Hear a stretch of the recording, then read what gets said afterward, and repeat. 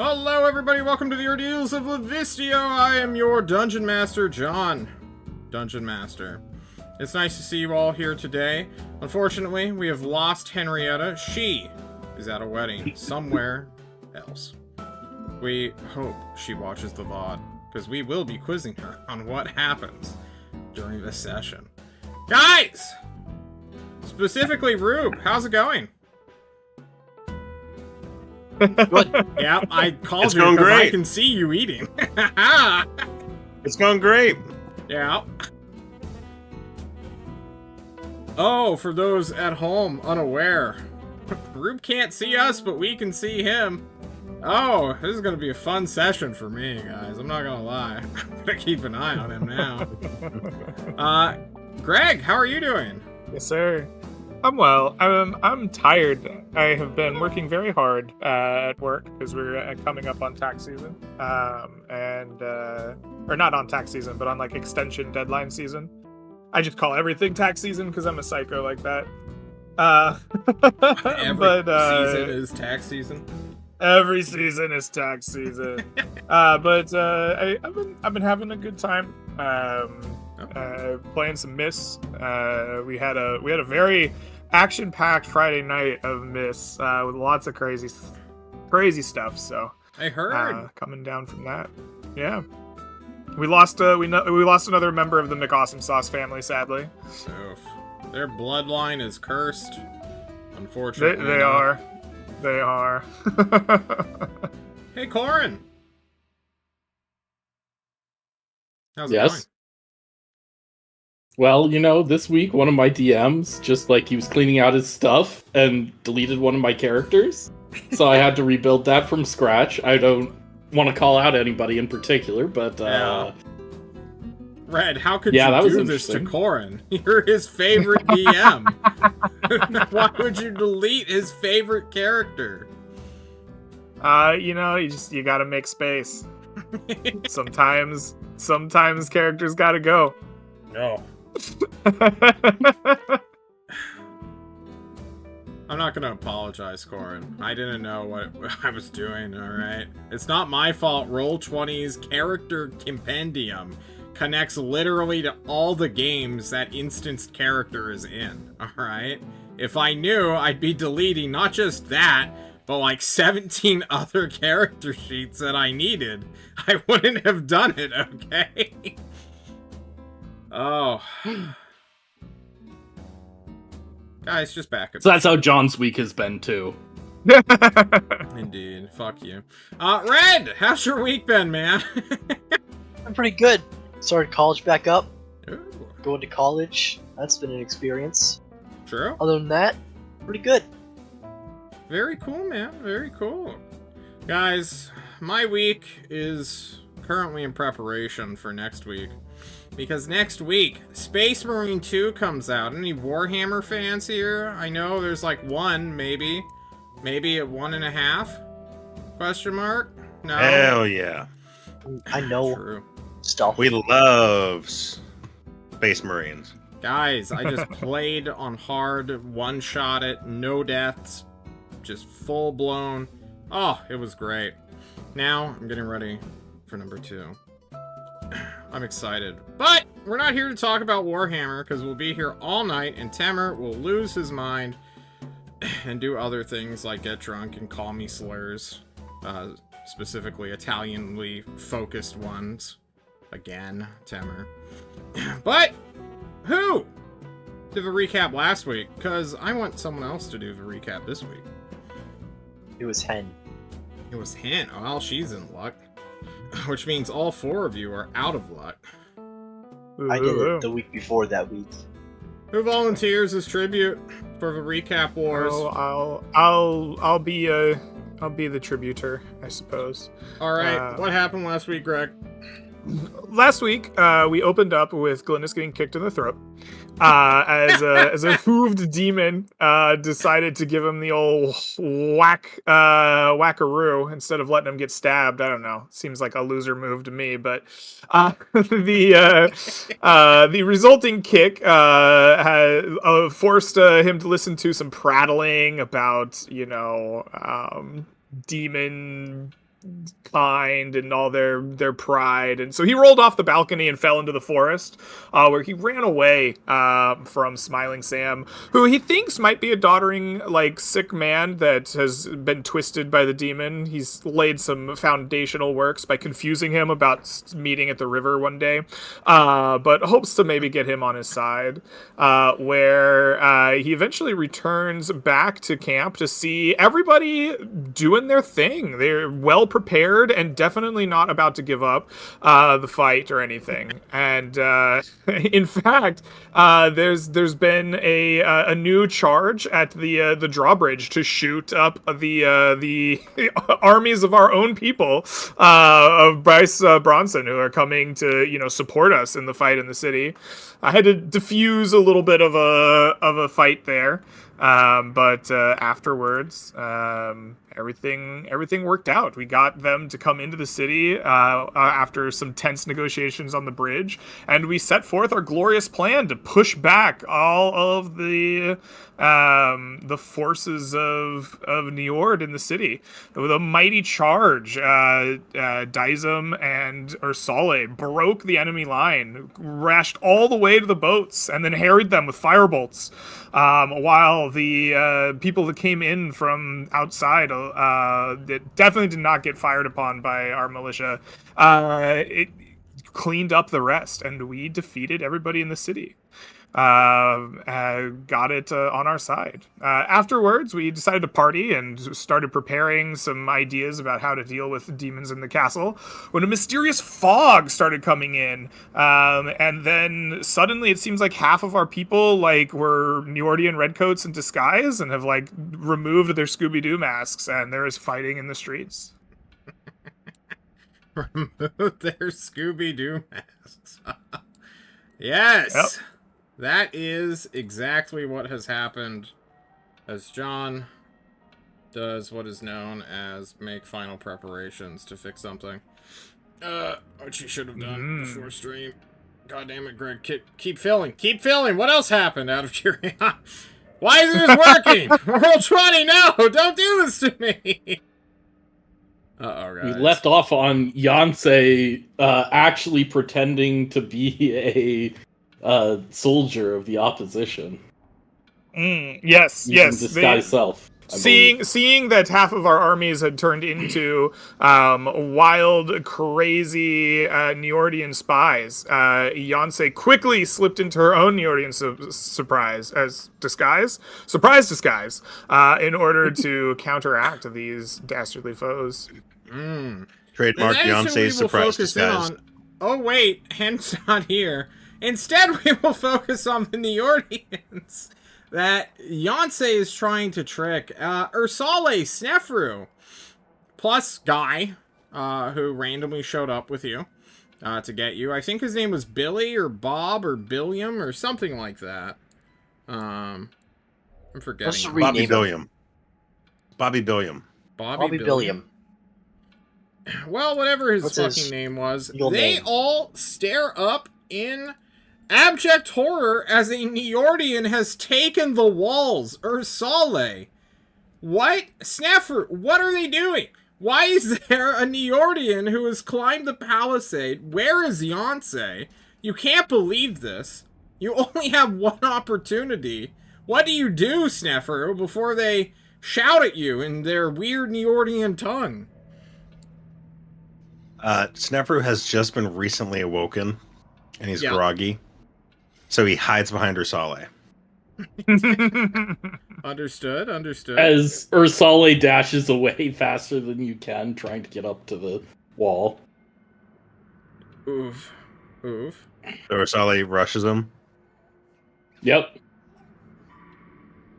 Well, as they begin to shout Dizem in the distance, unmodified in his memory, will suddenly hear the strange cacophony that comes when Ursale puts a person who suddenly goes rigid as though they are T-posing at you, Ursale, for dominance into a headlock as they go deathly silent, cannot communicate at all, save for casting spells in combat, which you're not technically in right now.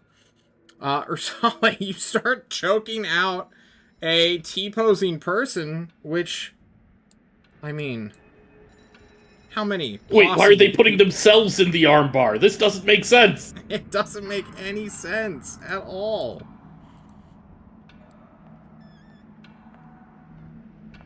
Dyson, what do you do No. as you, Snefru, and Ursale find a Neordian Yonsei, which you can clearly see through because you have better insight than they do? I have fairly good insight. I am just gonna like walk up, very tired, and ask like, "What's going on?" What do you mean? Somehow this infiltrator got inside our walls. That's just Yonsei. Yonsei, is this another one of your tricks? They silently stare at you, Ursale. Literally, they've gone down with the terrible, terrible illness of T-posing syndrome, and we cannot communicate with them for approximately 3 hours of extraterrestrial time. And until that time's up, we will not interact with that person. Alright, if you say so. You know about this wibbly-wobbly magic stuff better than me. I'm a professional. As you are speaking about this, you all in the distance begin to hear shouts of panic, confusion, a clattering of arms as though you were being attacked. Someone is shouting, "Alarm! Alarm!" in good old Livistian, or with their Livistian accents. Meanwhile, the Neordians are going, "Hermit, hermit, hermit," being entirely unintelligible.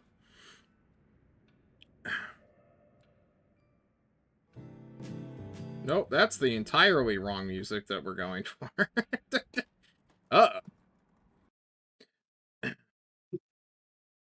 Gentlemen, your prince is missing. People seem to be confused in the mist all around you. You are the only people currently guarding the gate, but what do you do? Well, I mean, we Lily. need to find Glynis.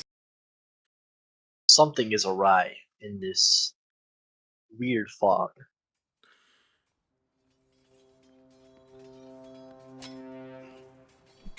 Is it making people fight each other? Would you maybe call it the fog of war?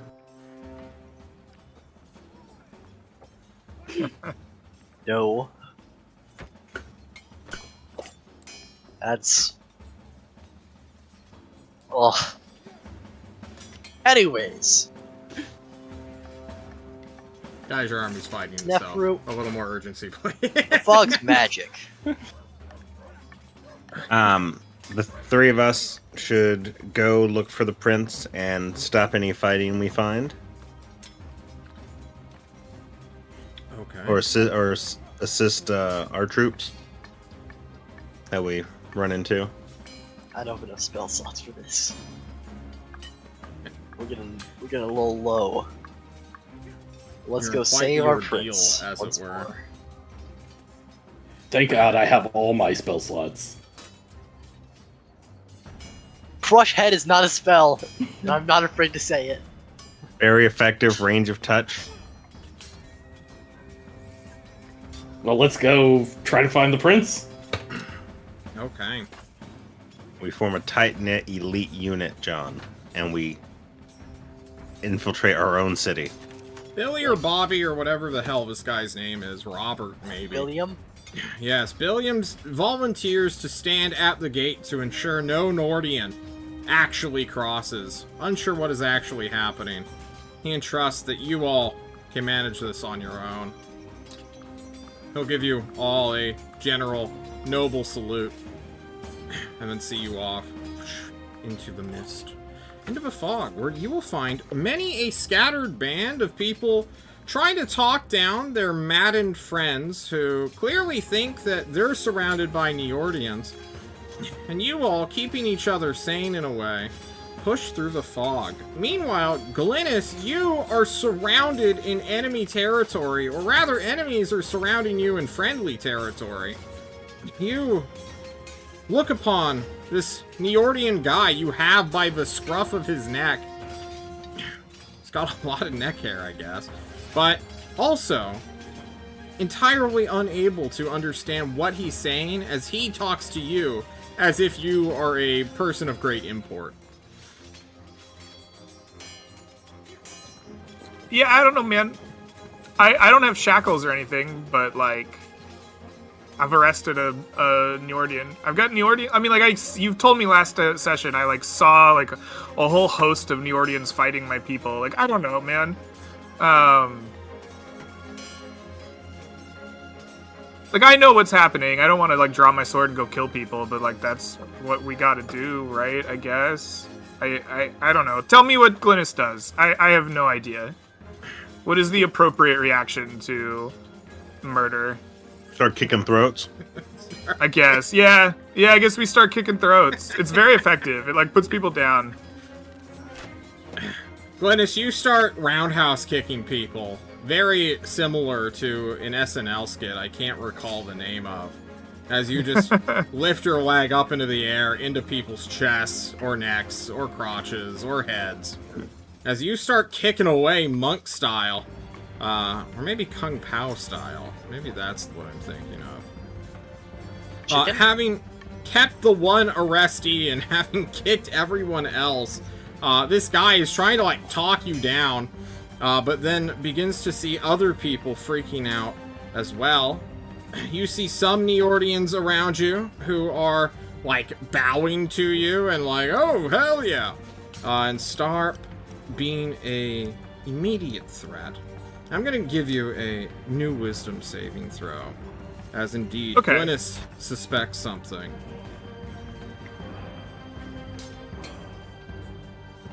Glynis suspects nothing.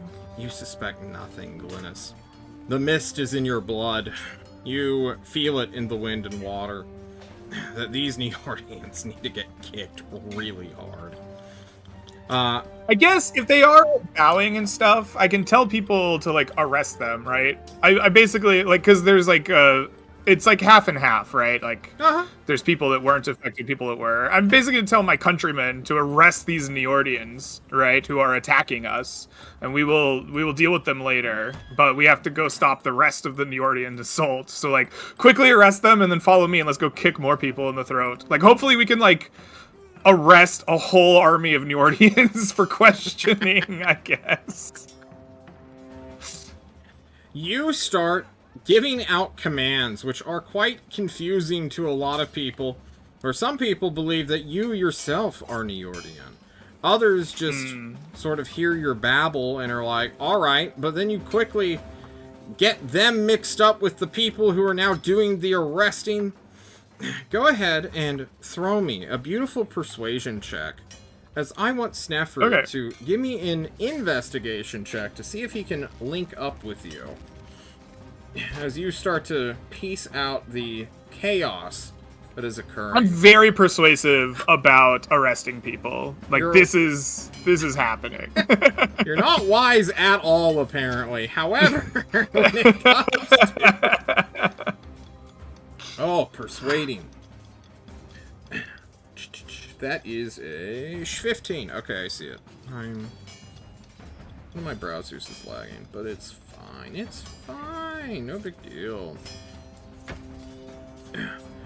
Both groups simultaneously begin to either get drawn to or find one another. The chaos that is coming is quickly being made sense of by Snefru, who's leading the little pack here. And by leading, I mean standing behind Ursale, who I can't even click on the map. Isn't that embarrassing? Why do we see Ursale's token when he doesn't even have a character sheet? What's going on? Poor Ursale. Get out of here. Ursale, you share Snefru's token now. You two are battle buddies. Never leave each other's sides. Battle buddies. Higher, Sally. Hold me higher. I must look. This is the formation of Master Blaster. Snafu, you start to hear word of the people who are clearly not enchanted by this mist call out that the prince told them to arrest the guys freaking out who think they're Neordians or surrounded by them. When you two show up and start chasing after, effectively, a madman who's just kicking people in the necks and yelling at them quite loudly.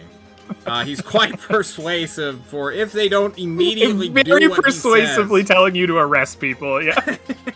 Arrest them! All of them! Everyone! Everyone's getting arrested. We are the LAPD. True. We love arresting people.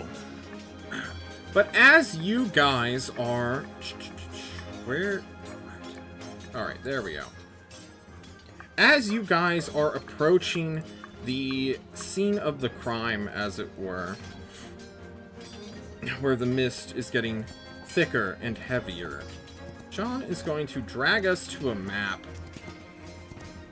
as Glynis comes upon a scene of a Livistian soldier in the mist, who is clearly Livistian, who seems to be guarding or corralling Neordian troops into a prisoner formation. Excuse me. Around what appears to be the Gravedare. Although, they don't exactly look that way on the battle map.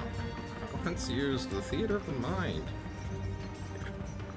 to ignore the tailed and winged Livistians here, who call out to you, "Your Highness, you aren't supposed to be here."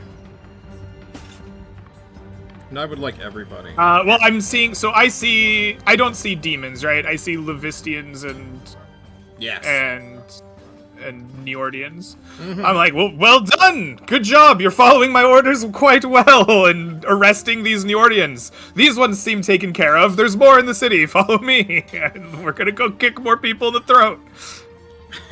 We'll sort them out later. I would love it if everyone would roll for initiative, as right. you all begin to hear Glynis in the distance, in the fog, as it were.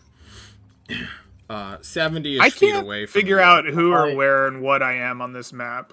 You are think here, you're- Mr. Glynis. Also, Okay, you've moved just me, but I measured don't me. see me.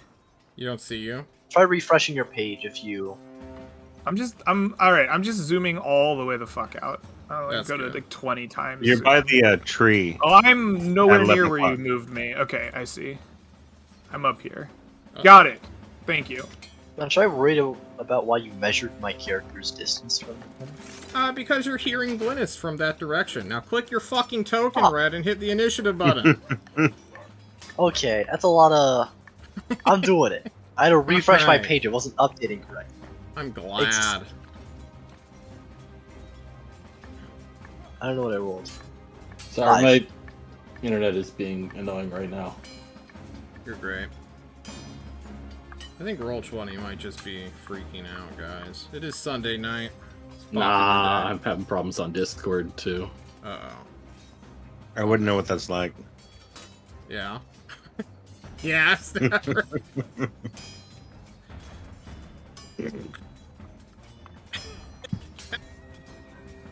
I don't want to be the first to say it, but I think we're a little outnumbered here. What? No, you're not. There's dozens of Livistians in front of you. Or at least a dozen. It looks like we have everybody. Glynis, Ursale. Oh, I need a roll for Yonsei. I'm Yonsei now, huh? I need to get one of you to have Yonsei's character sheet, because I don't want to be Yonsei. I'm such a busy man. Who Not it. wants responsibility to be Yonsei? 3, 2, 1, Corin. All right. Okay. Congratulations, don't Good get job, Yonsei team. killed. Or Salt Lake can die, but Yonsei can't. That's the rules. Alright, Snafu, you are first to act as you see what are clearly tiefling-like forms that are obscured in the mist so far. You also see Livistian soldiers that are being currently imprisoned and or pushed to the ground in confusion. What do you do, Snafu? These seem to be like demons or something. At least tiefling. Tieflings. Okay. I slowly approach. Yeah. 10, 20 feet, and I call out, and he has his wand raised, and he goes, "You picked a bad time to invade Livistio. I will get the prince, and we will rout your infernal presence from our city." Is there anything else you Don't do, worry, Snafu? men. Oh no, he. I'm trying to like intimidate them, I guess. My Yes, little gnomish person. That's what I was gonna immediately suggest. Why don't you give me a beautiful intimidation save at disadvantage, or not save, intimidation check at disadvantage, please. Do not 20s. Just See get him rolled. natural, you know? That's not nice. 13. 13's not bad. You know, there's It's not worse bad at all. intimidations. Oof. However, the natural 14 to no longer be confused by what he's saying, or what Snafu is saying, is sure to end, and a response is sure to come at the end of your turn. Got it. Any bonus actions? Any extra movement? I only have 25 feet, so if they're not intimidated, let's see. Can I ready a spell? Yeah, for sure. Okay. I'm going to ready Maximilian. No, I'm going to ready a firebolt. Okay. If one of them rushes me, like gets, I guess the trigger would be if one of them gets within 10 feet of me, firebolt. One of the tieflings. Okay. At the end of your turn, you will hear in the distance the coolest man alive, but also not a man at all, the grave digger of Eileen, call out, "That's the wizard. Go ahead and do what needs to be done, boys." And the supplicant soldiers, also known as demons from hell, will do just so, triggering your flame bolt. Take your firebolt as this guy approaches you with a heavy-looking spear and shield, Snafu.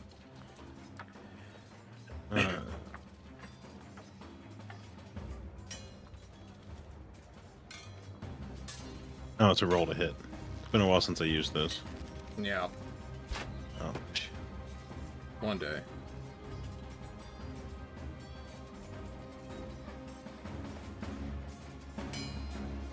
Actually, I don't think I've ever used firebolt. I got I it for don't the think so boats, either. didn't I? How do I roll this? It's not in your spell page. It's underneath your main character sheet. Oh, my bad. You're good. It's underneath Magic Missile for you. Oh, that's gonna Got hit, it. though, with a 27. Starting strong as you strike at this demon. This devil, I should say. For 9 fire damage. For 9 fire damage, you watch as the flames pour over this creature's skin, and like dancing wind almost, most of the fire jumps straight off. As though you were fighting Felix, your favorite tiefling friend, these creatures are resistant to fire damage. Got it. Noted. He will then move within range, along with this guy, and they will stab at thee, doing what is known as a formation attack. Snefru, you're not a front lines guy. You don't like it when two guys, like paired hoplites, block their shields in somewhat unison and begin to poke at you twice each. Oh no. Ooh.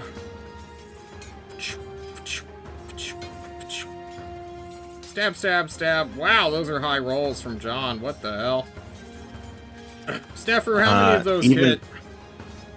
Well, I think my mage armor's off because it's been over 8 hours. That puts me back down to 12. I can stop one of those with my arcane deflection. Okay. But the other 3 will hit. Is So let me arcane post deflection arcane a deflection. reaction? It is a reaction. Your ready no, I action can't do would it. have eaten that. Yep, you're right. So all 4 hit. All 4 will strike you true for 7 plus 3 plus 6 plus... Oh my god, you are getting lanced, Snefru. I think Snefru's dead. Oh no. Let's see. Dead or 15, down? You have to be down. You're not 15, dead, 18, 18 plus 21. I'm down. Alright, Snefru drops as he's stabbed 4 times in a row, guys. Daisum, Yonsei, and Ursale watch as the bravest wizard known to man immediately gets skewered. Glynis, you being only, what, 50 feet away? 60-ish feet away? See this just happen in front of you. As the other supplicant soldier quickly tries to... I guess I'm like, hey, don't kill him, I guess. Just lock him up. The Ordeals will deal with them later. This is a small problem. There's only like 18 Ordeals here. No, you don't understand. This tiefling begins to engage with you, trying to distract you from what's happening. Yeah, like, hey, just tell your buddies not to kill him. Like, they seem pretty docile, honestly. Super docile. Now. Indeed. Okay. The bewitched/charmed Livistians will pass their turn, doing whatever the Gravedigger tells them to do. Ursale, what the fuck, man? You just watched your buddy get shreked. Yeah, that's not very chill, is it? Well, I mean, yeah, not too much that I have to do here. I will rush up, stand over and protect him. I guess probably not be in the square of the enemy here. And I will rage. I'm angry. The fuck are you doing? You kick Snefru's unconscious body back behind you with your heel. Post that huge wall of text. We love rage. And I will, I'll recklessly swing at this guy who got firebolted. Okay, you recklessly swing. A 16 will hit. Just barely as you strike him straight. Oh my god. For 15 bludgeoning damage. For 15 bludgeoning damage. Is that including rage damage? No. So that's 2 more. 17. Alrighty. 17 points of damage. You crush this man through his shield, or his demon from hell, with your great big mallet, Ursale. Sorry. Managing... I'm looking at the wrong character sheet because I'm trying to manage Ursale's and my own. And Yonsei's. Sorry. So just give me 1 second. Now. No, I got it.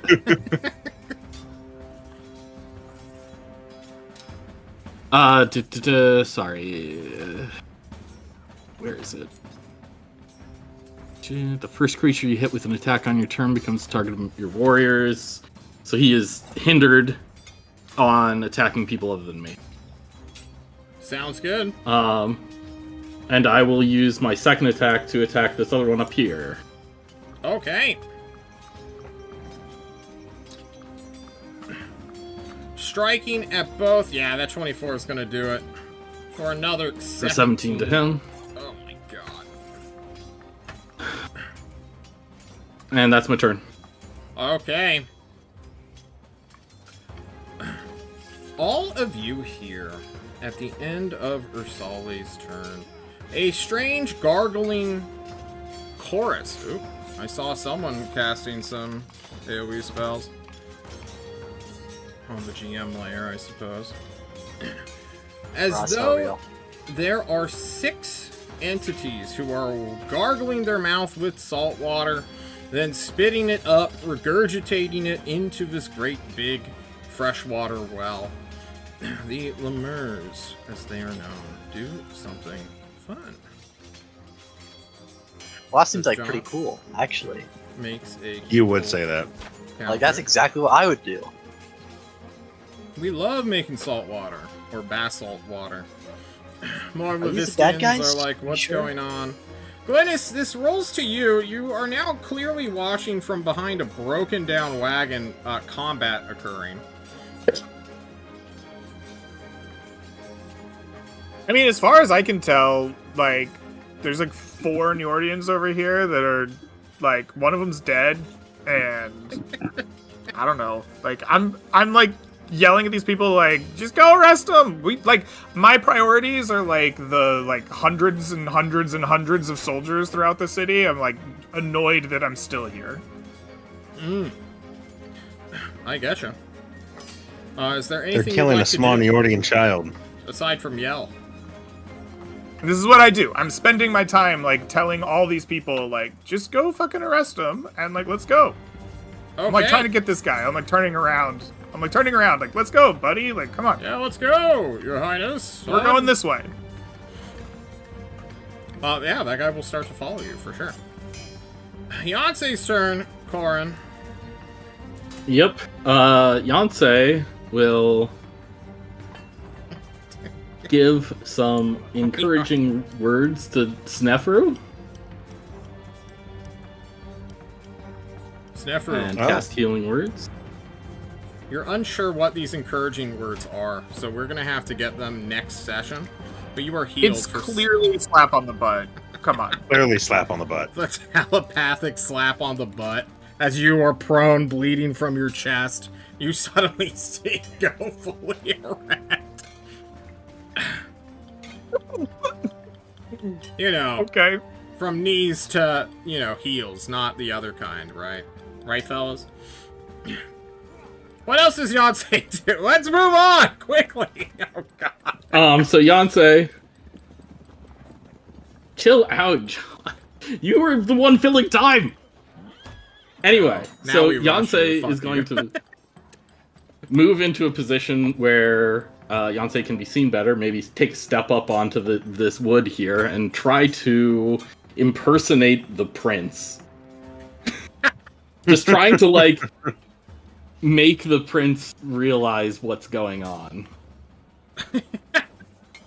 by impersonating him.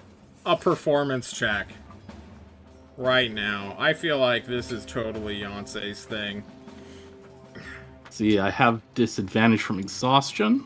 So Oh my God. 25. Glennis, further down, you hear a British Neordian whose cadence is exactly like your own. It is horrifying, and you only know one person in the world who could be so similar to you, but so off. That is also incredibly convincing. That is the most royal Swedish chef I've ever heard.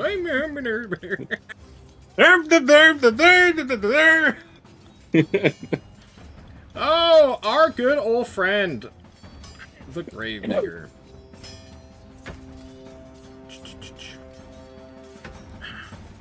Will do what is known as beckon forth a man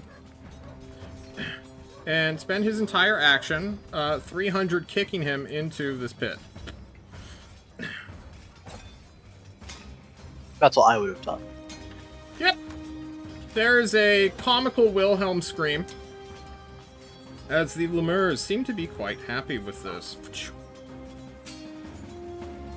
These gibbling, warbling entities that seem more flesh than bone.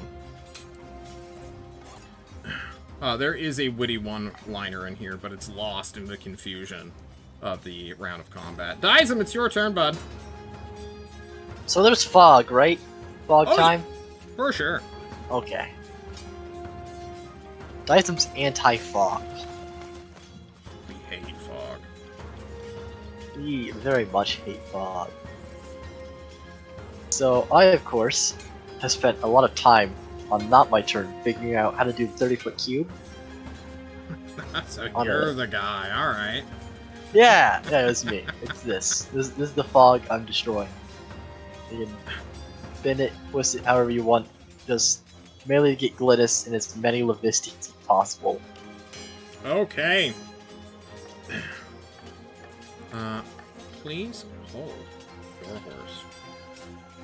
Yeah. Because John can Hold. actually move the fog.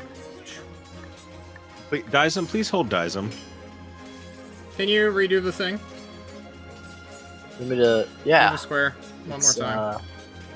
See, I actually drew on the map itself so that I could see where I was supposed to do it. Do you need like copy and paste it to like do Nope. everywhere but that area? I just need my... You know what? Boom. It's gone. Fog's gone. Congratulations. The fog is dispelled over the well. And all of you now see for real what is happening. Glynis, your back is turned. You hear the Swedish chef. You turn around, and there is an unknown tiefling wearing Livistian armor, wielding a strange fell spear.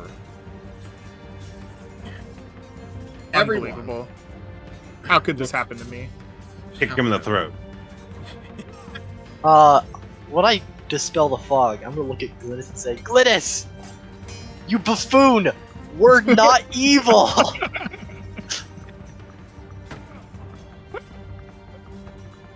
All right, you shout. You have moved. You have taken your action.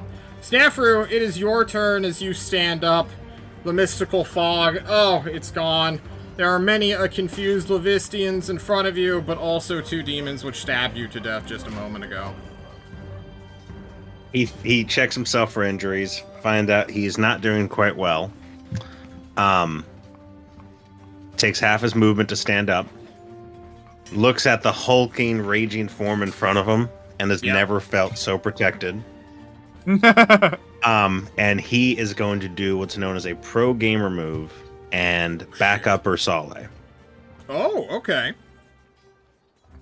And I'm just going to help him clear out the tieflings in front of him right now. Sounds good. Yeah, so I'm going to have a little space so I have good line of sight against the one on the wagon, and I'm going to frostbite him. Okay, the one closest to the wagon, you shall frostbite. That is a con save, I believe, yeah? Yes. That just don't look like the right spell, but That's I'm gonna do not it. a real spell. ugh, a natural 20 will obviously succeed, as this spell notoriously fails. Yep. Any bonus actions you got for us, bud? Do I have any... Oh, shit. Do I have any bonus actions? Got healing word? Nope, I'm a wizard. We love That's the only spell of a bonus action that I Yep, have. that's my turn. We love spellcasters. Okay. As the fog is dispelled, the supplicant soldiers know what to do. These fiendish entities will stab Ursale to death. Still being next to each other or having touching borders there. They will stab you twice each, Ursale. At advantage. At advantage. Oh my god, you're reckless. I forgot. Bam! Bam! Bam! Mm-hmm. Oh, that So was one extra. wait, Ignore that's that way last too one. many. All right, so Hold your you've horses, got three DM. hits. 3 hits. Alrighty, 3 hits coming right up. Fatoosh, fatoosh, fatoosh. 5 plus 6 plus 4. Please have 25? the piercing damage. 15 These are not magical damage. weapons. Okay. That matters, I suppose.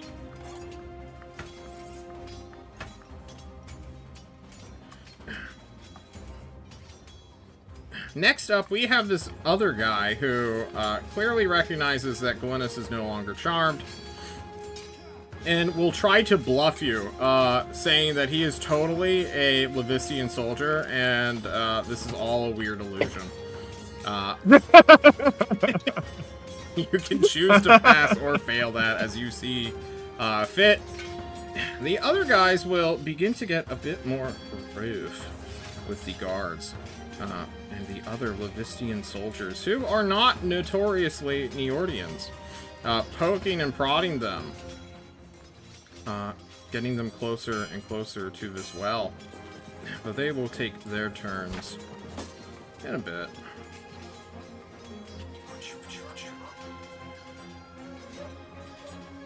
Soldiers got to go.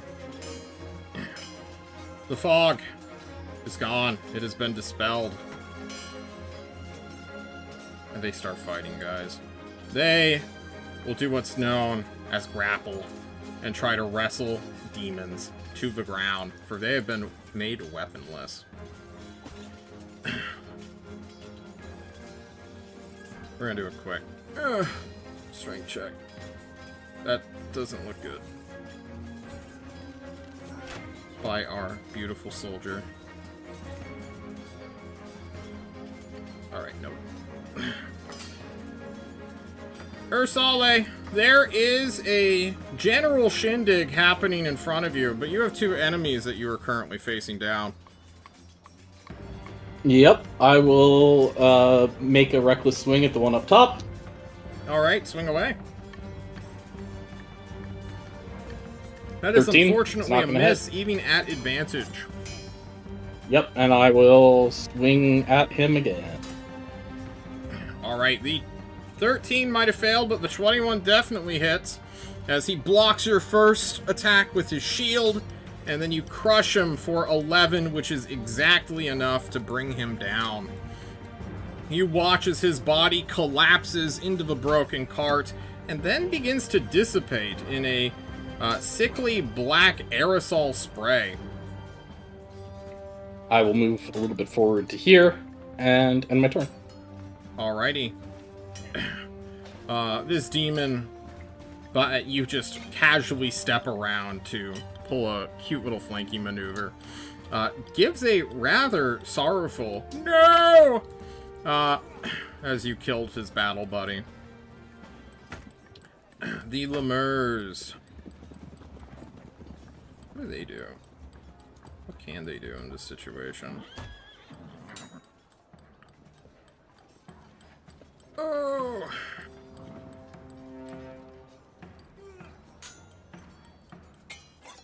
You all, in your peripheries and or in the dark, will watch as they begin to undulate.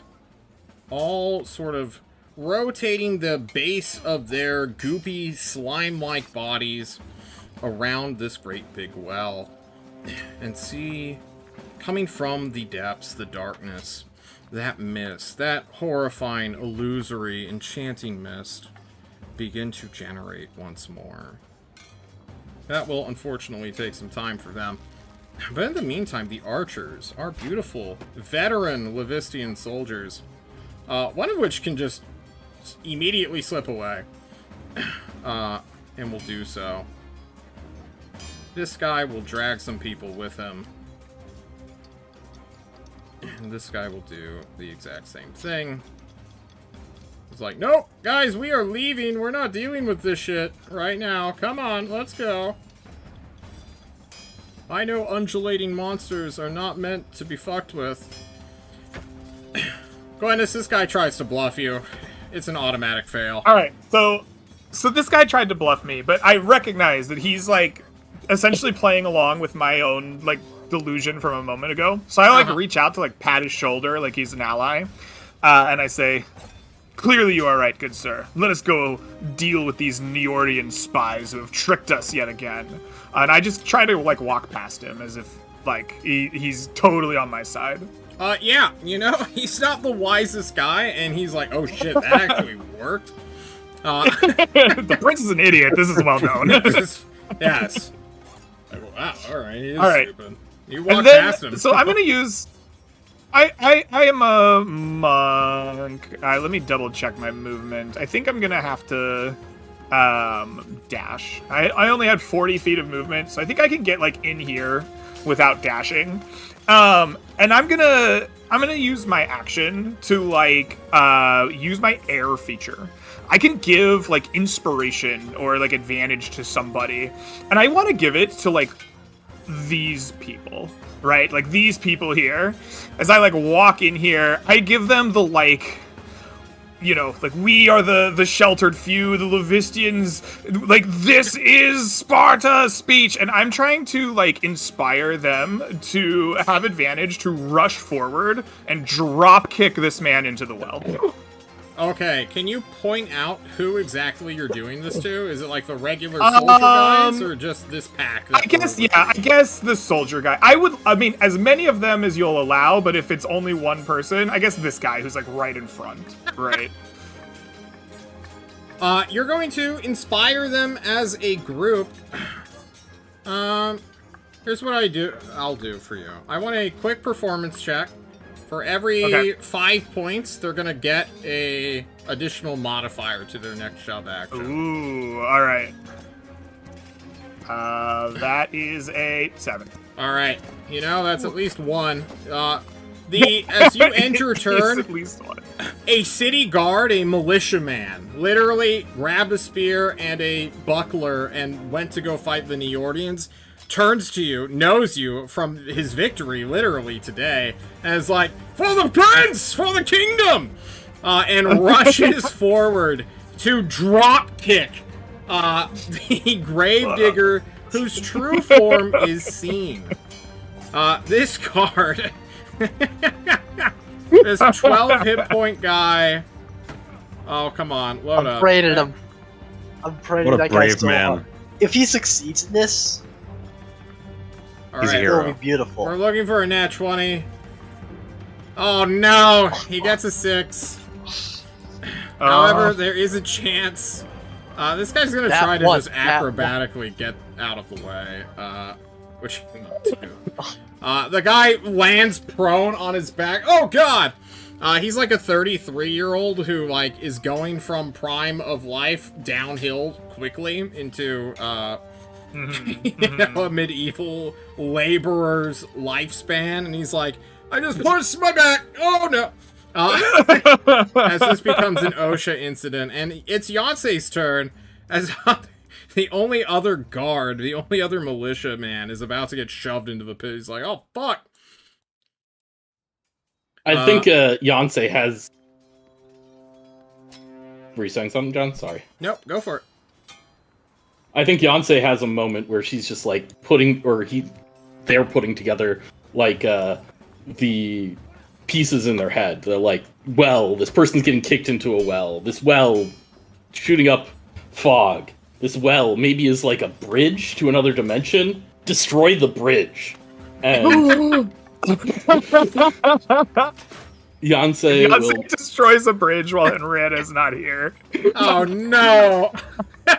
will move up to here and cast a 3rd level shatter Shit. targeted at the the northern end of this well here. Alright, you're gonna get a lot of people if this is a 10-foot radius. It is. Alright. Unfortunately, spells are indiscriminate. There is no toggling a non-lethal version of a spell. So even our good friends, our loyal soldiers, are gonna get clipped here. Including the guy who just tried to drop kick a man. God save the prince. Alright. A noble sacrifice Our for the Gravedigger country. will make what is known as a con save. Yep. Okay. Ugh. Oh my god, my saves are rolling He's hot so tonight, good. fellas. That will suffer him 9 8 damage. plus 1 is often 9, yep. Which he is not resistant to at all. The Lemurs, do they have disadvantage on all saves? What's their warbling deal? No, they just rejuvenate in hell. Alright, they will make con saves. They have +0 to this, so I'm just gonna roll 8d20 real quick and find out who passes. It looks like we have 2 passes. The top left guy, followed by the bottom right guy, it looks like. Everybody else dies immediately as you kill the lemurs. Or, well, one of them rolled quite healthily. This guy suffers 19. This guy gets obliterated. This guy goes down to 1. This guy rolled a 10 for health and will go down to 1 since he passed the save. And this bottom guy will also get obliterated. 3 survivors, and then we have our friendlies.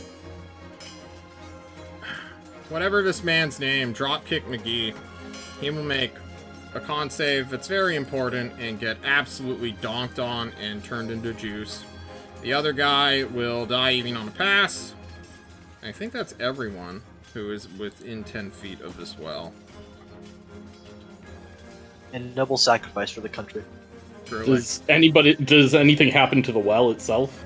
The well itself, the upper portion, the little lip that one would have to lean over, the anti-stupid or anti-child protection grid, or rim, is absolutely obliterated. If the mist was gathering at the top, it has been scattered by the thunderous rapport of this spell. You don't know what that means, but for now, no more mist is coming out. Is that the end of Yancey's turn? Actually, hold on. Yancey will give a bardic inspiration to Prince is over there. Yeah, to the prince. Oh my god. Oh, let's go.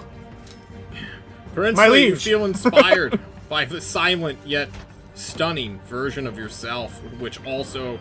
Yeah. Actually, no. It looks like a Neordian captain or something who is inspiring. Somehow, Beyonce's the only one that still looks like a Neordian. I'm like, oh, we do need to arrest someone. Wait, what? Sally, I think there's one behind you. Alright, this isn't working, the Gravedigger says. As he picks up what is known as a shovel, which occasionally acts as a scimitar, and will just start cutting people down quite readily, going up to the soldier guy who looks like he's about to push him into the well, like he's lining up for like a bash or a charge, and he will cut and bite away. Fucking missing the first time. Oh, bro, Gravedigger, I hyped you up so much, man. You can't do this to me. There we go. He will bite at this guy. And you will watch as the Gravedigger's jaw quite literally unhinges, becomes much more fanged than you thought it was, Glynis, and just tear apart your soldier's throat. Spitting out his guts and dragging him somewhat closer to the well.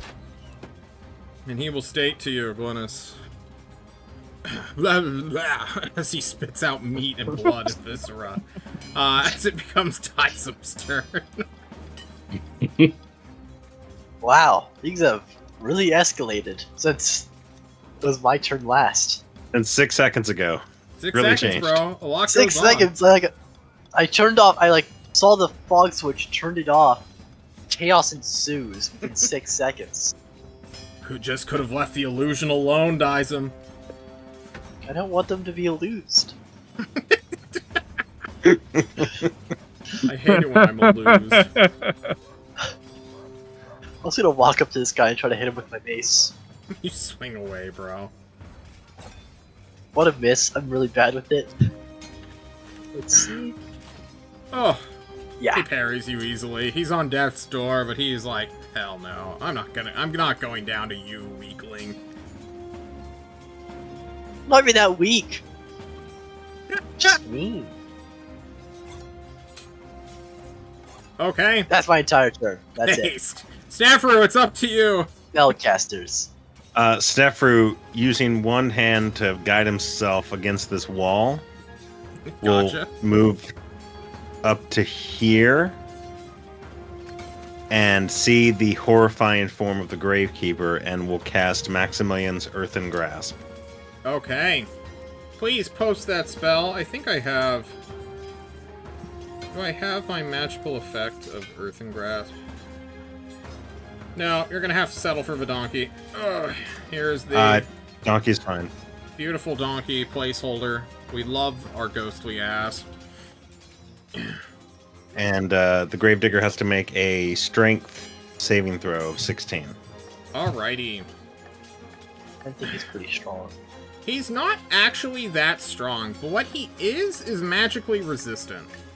And I have to just... This is a spell. Ugh. Yeah, he's gonna get advantage on this save due to his inherent ability of being a magical man. Understood.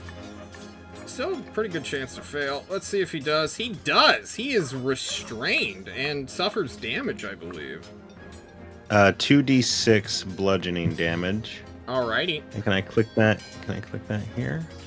I believe it would be in your syntax first here. menu. It says error when I click it. I I'll mean, just roll 2d6.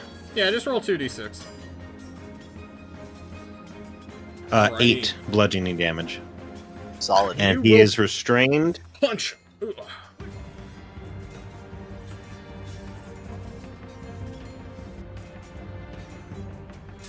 Anything else? No, I have to concentrate on this, I think. Yeah. Yes, you do. He's restrained, he took the damage. And then my following actions will just be to maintain this grasp on him. Okay. The supplicant soldiers. Ugh. Good to go. I've been tricked, this man says. Alright, well, gotta stab the prince in the back. He says... he will move to stab you straight in the back. Oh, Glynis. He will fail. Ooh, that is a miss. He will miss. The other guy will come up here, though. And now that this dude is in formation, he will stab at you twice.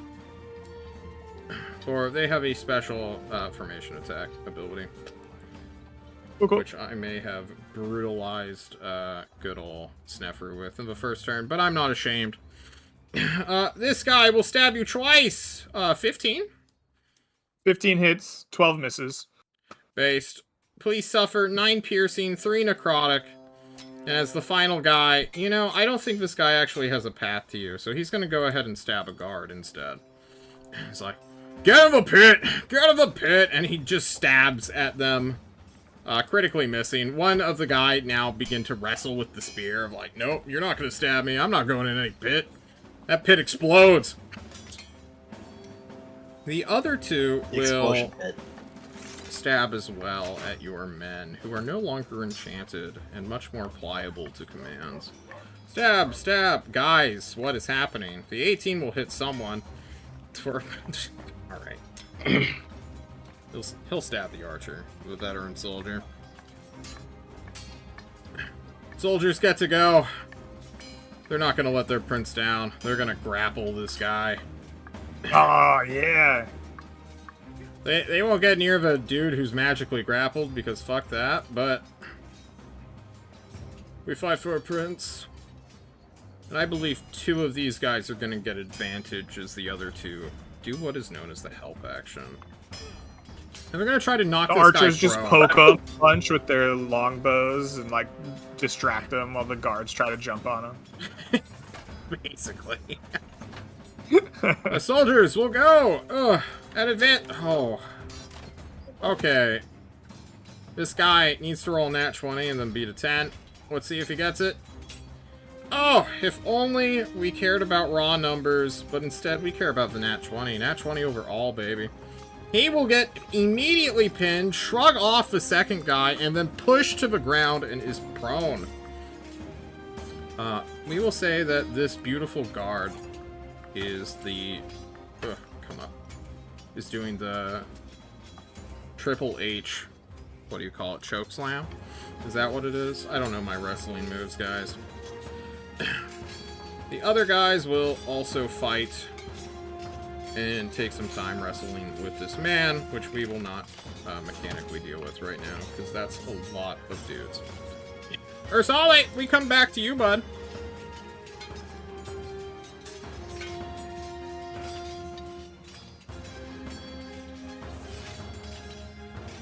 Your mic Is is he muted? muted. He is muted. He is muted. I will recklessly attack the guy behind me and find the right character sheet. For sure this time. It's not so easy, is it? You strike him, do 4 damage, and he's dead. You do more than 4 damage. He And then explodes. I will rush over to here and use one of John's mechanics I don't think we've used yet. Ooh, Cleave. we love cleave. And I will attempt to cleave through these 2 guys here. Alrighty, your AC to beat is 7, so you have a very good chance to cleave through these 2. They're both at 1 health. Oh, you definitely do it. You will strike them true. Make sure to turn that. Yeah, you turned it to a 1d12. You're based. You cleave through them both, their combined AC being only 8, as you cleave them down. Alright, I think that I had a little bit more movement. Alright, Okay. done. Perfect. The final lemur gets to go, and will do what is known as move 5 feet and then spit acid at you. Oh wait, it doesn't get acid. This isn't the right lemur. Well, John has the wrong lemur stat block. He will move him 15 feet. Can this guy attack your hand, Snafu? I don't think. Can he try to break his boss out? That's what he wants to know. To break out, the restrained target can make a strength save. I don't see anything about HP. It's a giant stone hand. It also doesn't say Yeah, anything about someone else helping. So, obviously he could take the help action as a Yeah. mechanic to help him break out. Otherwise you could rule that he could do something else. I think the lemur is going to do exactly that, for he is being telepathically commanded by the gravedigger to come help him out right now. The archers will get to go, and they'll just start curb stomping JoJo's Bizarre Adventure Part 5 on this man in particular. As, like, one archer who was in the clear to run turns around, blinks, and then rushes over to just stomp on this guy. This dude is being dogged by literally 5 unarmed men. He's the guy who, like, was he's like, I'm gonna stab him in the back after he failed to be tricked. So this guy is just living in a comedy of his own faults. Bringing us to Glynis's turn. Glynis sees this and is like, yes, my men, this is the violence we need. And then he looks to this earthen grasp, and I want to just know the rules really quick. When he's restrained, that means his movement is 0, but I could, like, force him to move, right? Like, I could, like, pick him up and chuck him or something? I believe so, yeah. Alright. Then what I'm gonna do... So, just as a quick note, you'll have advantage to hit him as per the regular restrained rules, but if you move him out of being restrained, he will be free. Which I'm not sure you'll want. So I want to pick him up and throw him in the well. Can I try to do that? Of course. Or is that too ridiculous? Fucking go for it, man. Alright. I don't I'm know gonna if the walk word up to this magic guy, is wrong. and I'm gonna grab his ass. I'm gonna drag him over here and throw him in the well. Alright. I am going to need you to give me an athletics check or a strength check to break the DC 16, I believe. The magical restraint that is holding him. Do I get advantage on this since he's restrained? Or no? I don't believe so. Okay. But you will get it from the lemur, because the lemur wants to break this guy out. Okay. So his help action will change slightly. Like, oh, you're helping my master. I'll just help you out. I can't do it. Yeah, no. It doesn't work out. You know, here's the problem with having a competent court mage. When he turns on you and doesn't do what you want him to, he's suddenly just a massive hindrance, Glynis. I thought it was a good idea. No, it was a good idea. I think... I don't know. It's fine. It's fine. It's punch him? appreciated, Your Highness. I don't think he realized... I'm not trying to break him out of Earthen Grasp. I want to, like, scoop this bitch while he's grabbed, right? Like, it's fine. It's all good. I think do a Snover drop can kick? move him. Indeed. I think you can just Can I move to move the him? bottom of the well. It's like a part of I don't think... Earthen Grasp. Well, maybe you can. I don't mess with the big hand spells much. So, Snafu, consult your spell and see if you can drag this guy to the pit. However, It's all I good. can't. If I try, it lets him go. Okay. Yancey, it's your turn. The bridge is quote-unquote destroyed. There's only one weird gobbledygook monster left. Bum. Prime time for a vicious mockery. Yeah, it does look like a prime time for a vicious mockery. Will, in fact, vicious mockery, the remaining lemur here. Alrighty. It will make a wisdom save, I believe, as John changes the music to the epic song known as Rat Battle. Please fail. It will fail and get immediately exploded for its 2 health remaining. Ugh. Makes it fart. It can't handle the mockery. This well is surrounded by bodies, guys. What else does Yancey do?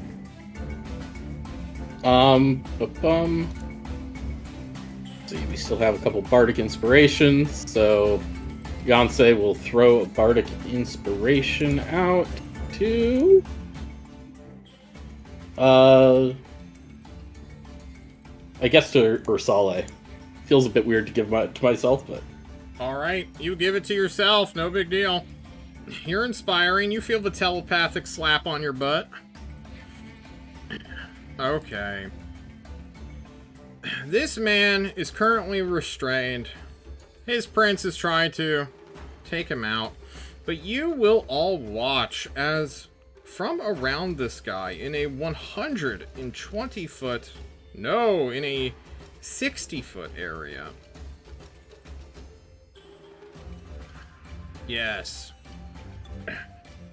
In this guy's square, also known upon himself, doth cometh a beautiful, beautiful circle of darkness. The night gets slightly nightier as everyone inside this radial, yeah, wow, oh my god, is that right? No way. Yeah, that's 60-foot radius. Yep. That's it. I don't think Darkness it's is supposed to big. be 60 feet. Did I misread this? What is it? Creeping I don't know. darkness. This why is this red? Stop making it red. Give me 1 second, guys. This seems absurd. Okay, it is Yes. not 60. That- It is 15. I have quadrupled its Oh. radius. Well, this is the Gravekeeper. He is Gravedigger. Gravekeeper, but that was like Twilight at the end of the world dark. So this seems a bit more reasonable now that John's looking at it. Forgive me, he can move this up to 60 feet as a bonus action. Glenna, suddenly you're blinded in magical darkness. Ah, shit. Yeah. And then this guy is just going to try to break out, no longer having advantage. Yeah, it's his action to break out. Yeah. 'Tis but a bonus action to summon the darkness, though. So, it all works out. He is still trapped. Staffer, you feel this man reeled, unable to break free. Does he suffer damage at the start of his turn or at the start of your turn? I can use my action to try to crush him, and he can try to use a strength save to try to not get as crushed. Understood. We love saving throws. That brings us to Dizem. Dizem, suddenly your prince has been obscured by magical, supernatural darkness. Yeah, my whole plan is ruined of what I was gonna do. Because now I can't see in that area. Unfortunate. Huh. All those eyes and you can't see?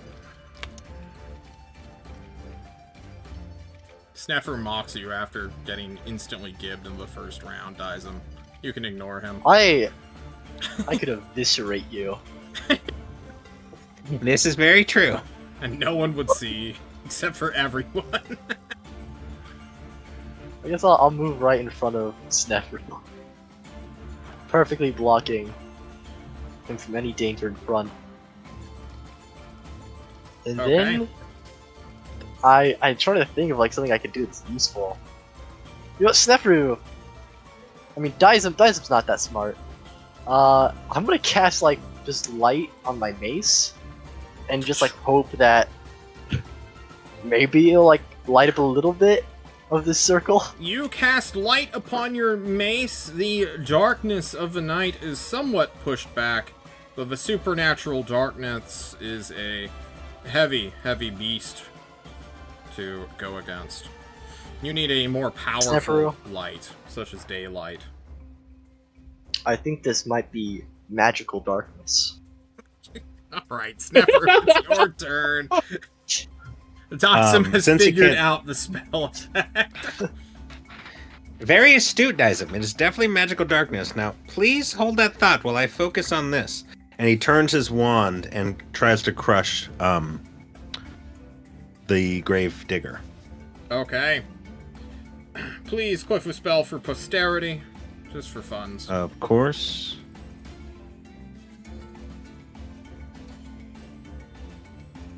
Alrighty.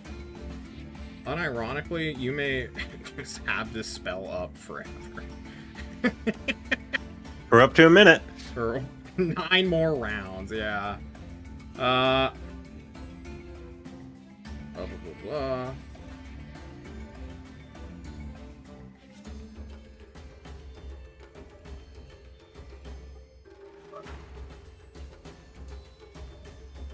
So here's...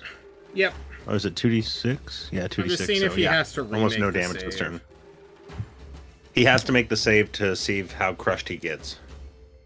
He chooses to fail. It's fine. We're just gonna... 3 damage. He doesn't care. Yeah, I don't care. Yeah, and that's all. Scratch. That's all Steffer's doing right now is he's trying to crush this thing. All right. Supplicant soldiers got to go. One is being mobbed. It's just, no! Falls out and is trying to fight off the guys who are. Oh my god! He misses the first. Strikes with the second. Pokes one of the guys off him, stabbing this guy. Ugh. The other one is getting mobbed as well. Will start to swing back. Now I will do their athletics checks to see if this man is just knocked prone. Christ. Alright, the soldier is knocked prone. And starts swinging at disadvantage, trying to stab people. Missing twice, I think. What's the soldier AC? Is it 12? It's 16, Lamau. They want to have shields, so it'd be 14. But regardless, he misses twice. This guy on the right, just absolute buffoon. The other two down here are likely having an easier time of things. No, probably not. First guy actually managed to stand his ground. Okay, that's interesting. The other guy also manages to stay upright and will stab at normal, but only get 1 attack each. We love John just playing D&D by himself, right, guys?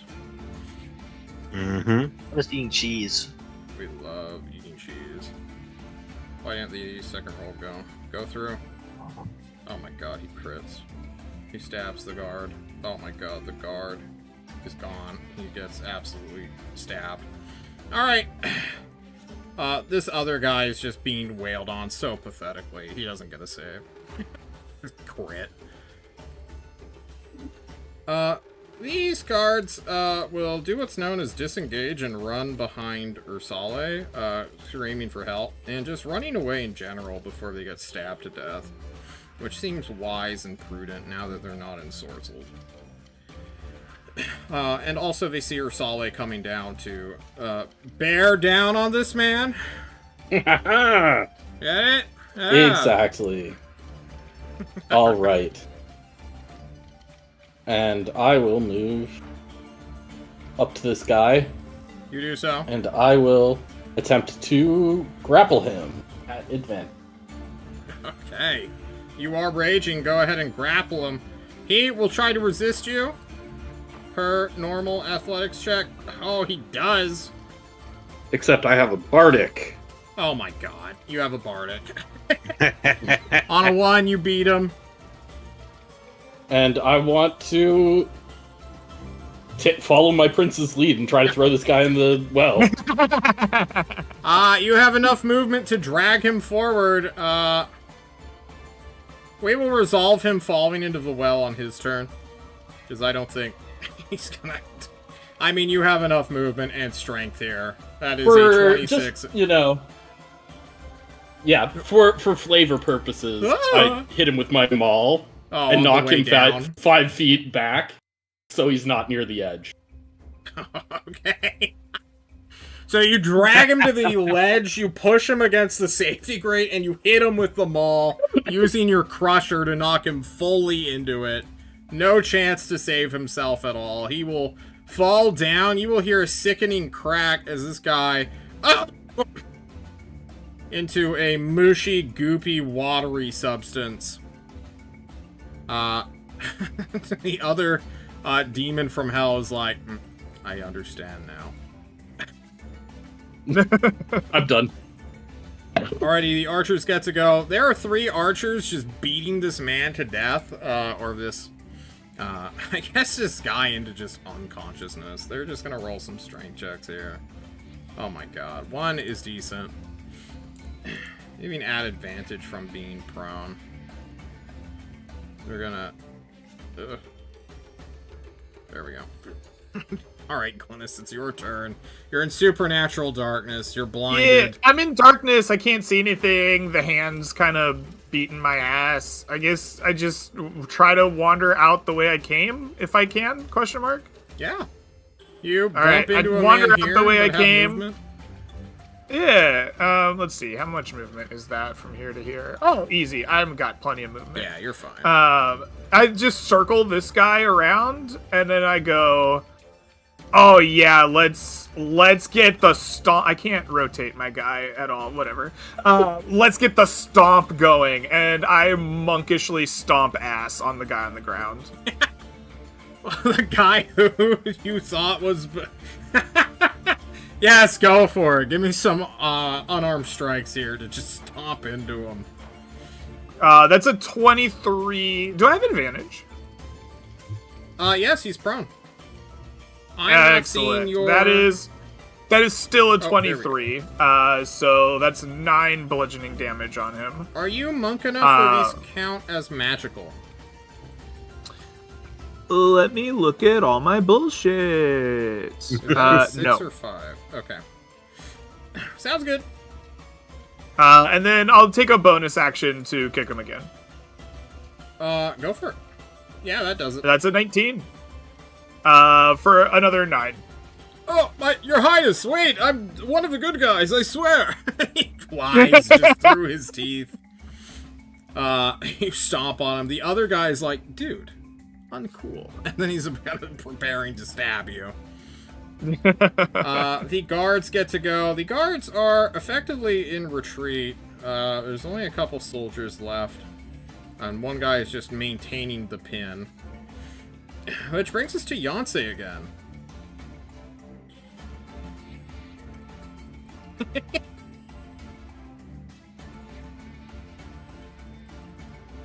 Corin, that is you, if you can hear me.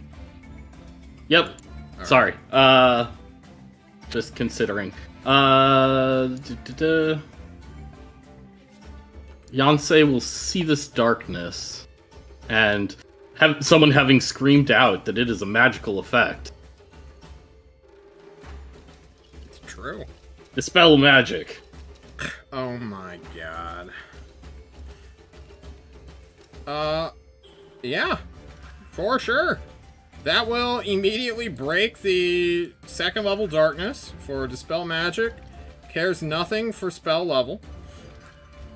As John deletes this beautiful radius he made. You see this guy is still pinned and now is illuminated in the dim light of night. He awkwardly is standing there with a shovel. Looks to be about to bite into the gravelly hand. I think that's the end of Yancey's turn. Okay. He will do what is known as try to escape. Why aren't I blessed with great strength? He asks. Why do all the other cooler demons get to... Ugh! 14 is too shy, unfortunately. Oh. As he tries to pop out. Unfortunately, it's not enough. And he turns to you, Dyson, expecting you to rush him.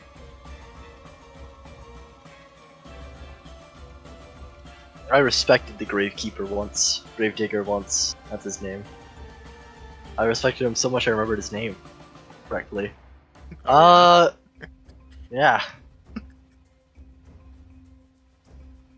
So he's restrained. And Dyson doesn't want to step near the guy that just viciously bit out another man's throat. Yeah. On principle. I'm gonna try to actually see him from this barrel. Yep. And I'm just gonna cast a spell on him. Yeah, what spell do you want to cast? I'm gonna cast Guiding Bolt. Yeah, please do so at advantage, for he is restrained. A 15 is... Oh, no. Will the 15 miss? A 15 is one off his AC, as his wing, currently useless, bats your spell away. You watch as the radiant energy of your goddess is quietly just dissipated in the air. And he just awkwardly stares at you in silence. And then this guard rushes up to you, shakes you by your shoulders, Dyson, and points at him. He's like, "That's a demon!" It's at the end of your turn. That's good, sir! Is this guy injured? Oh yeah, for sure. Can I hand him some Vapor Rub? Yeah, you hand him some vapor. Is it poison? I haven't tested this out yet, but it should That's a help. demon. Snapper. Nefru is just doing. I have the quickest wizard turns ever because I'm just doing the same thing. Yeah. All right. Please try not to get crushed. Just roll your damage. All right, he'll try not Yeah, to get 11 crushed. damage. Yeah. He'll get crushed. He's resistant to bludgeoning damage. He looks at you. Yep. Is it magical bludgeoning damage? Yeah, it's coming from a magic source, right? So, I don't Is know. it all It's up to bludgeoning John. damage in general? it is all bludgeoning damage that is from a non-magical attack that is not silvered. So, I looked up... God, I want to say years ago.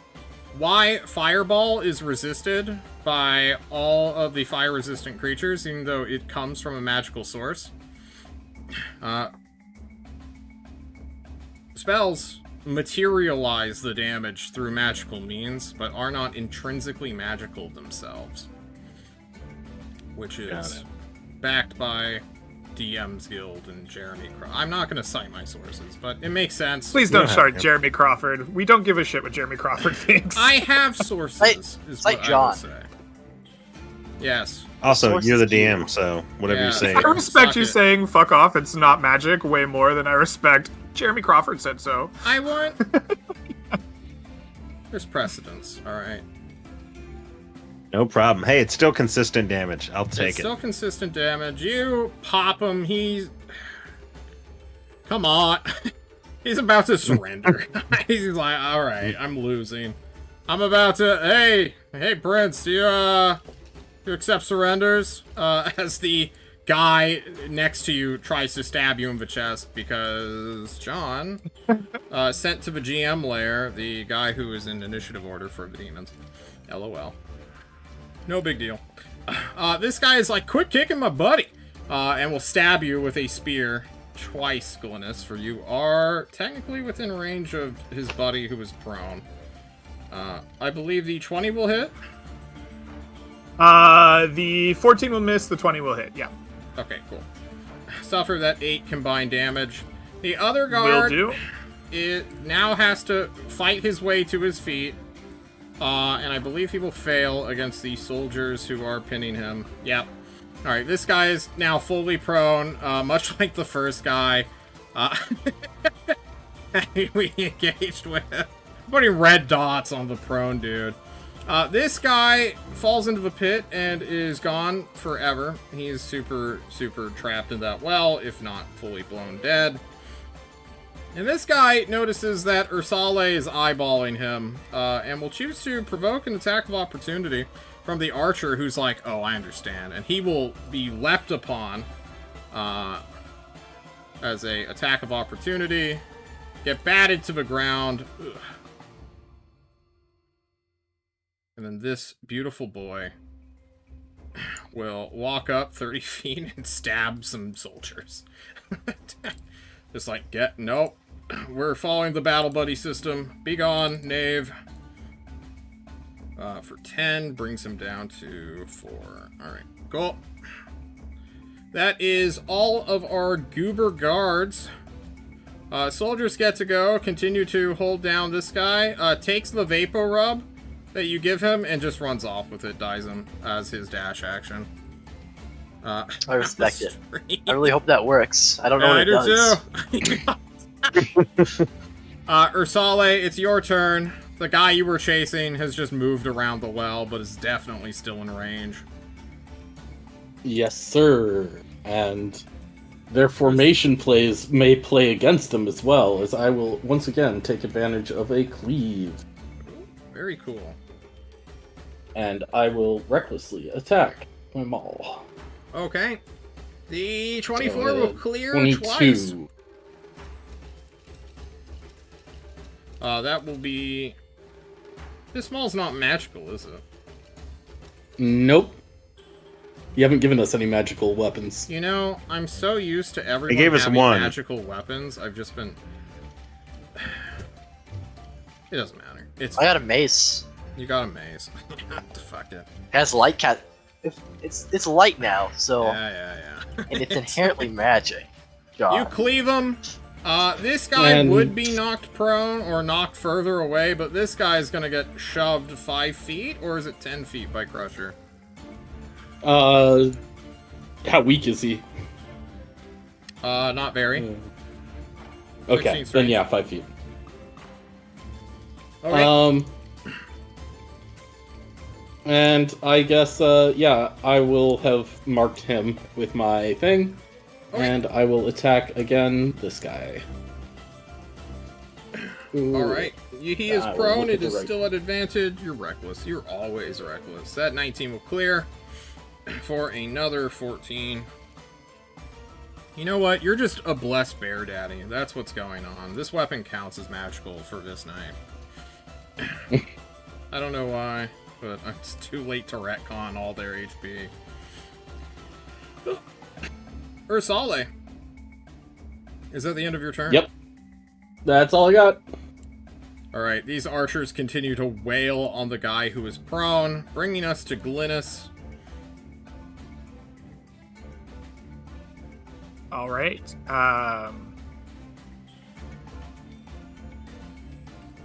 Glynis.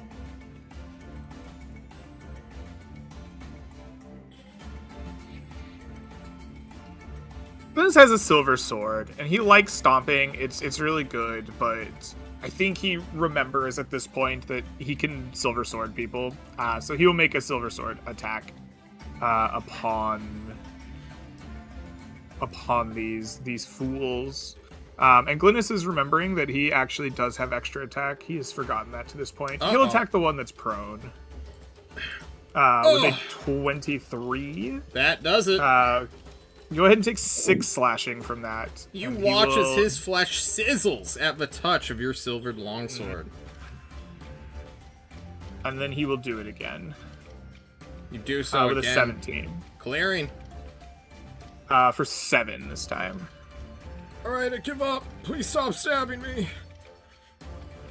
I don't know if you want to accept the demon's surrender. I think there has been a call for surrender previously. I think it's pretty clear that Glynis is not interested in that, as he has stabbed this guy 6 seconds after hearing, "Hey, do you accept surrenders?" Yeah. Yeah. Gravedigger nods wisely, says yes. That's cool. Yonsei, what does Yonsei get up to? Yonsei says, "Bro, you can't even get out of a fucking statue hand? What's wrong with you?" You try to get out of it. Box this guy. Fucking loser. Classic Yonsei quote. True. Magical effect will fail, suffering 2 psychic damage as he's like, game knows game. She's right.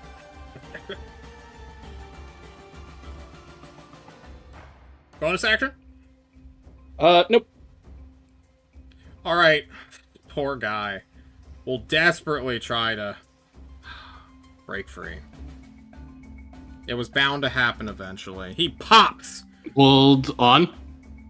I have one last bardic inspiration to use cutting words. Alright, you need to If I can roll a 5. 5 up. On a D6 or a D8? D8. I believe it's D8 at level. Alright, roll 5 up, and he's trapped for another fucking turn. 50-50 chance. Oh my god! Well done. Well done. Well done, Yonsei, wherever you are. Yonsei MVP, for sure. He is about to pop the stone. It's about to crack. Snefru, you're doing your telepathic control, trying to keep the arcane energies locked down, when all of a sudden Yonsei mutters something incomprehensible under their breath, and it just distracts this guy entirely, shattering his saving throw. Like, fuck! Just in disappointment and sadness. Dyson, that brings us to you, bud. I am now quite confident that this will hold. And when I say that, the moment I'm gonna walk over here, he's gonna fail. Yeah.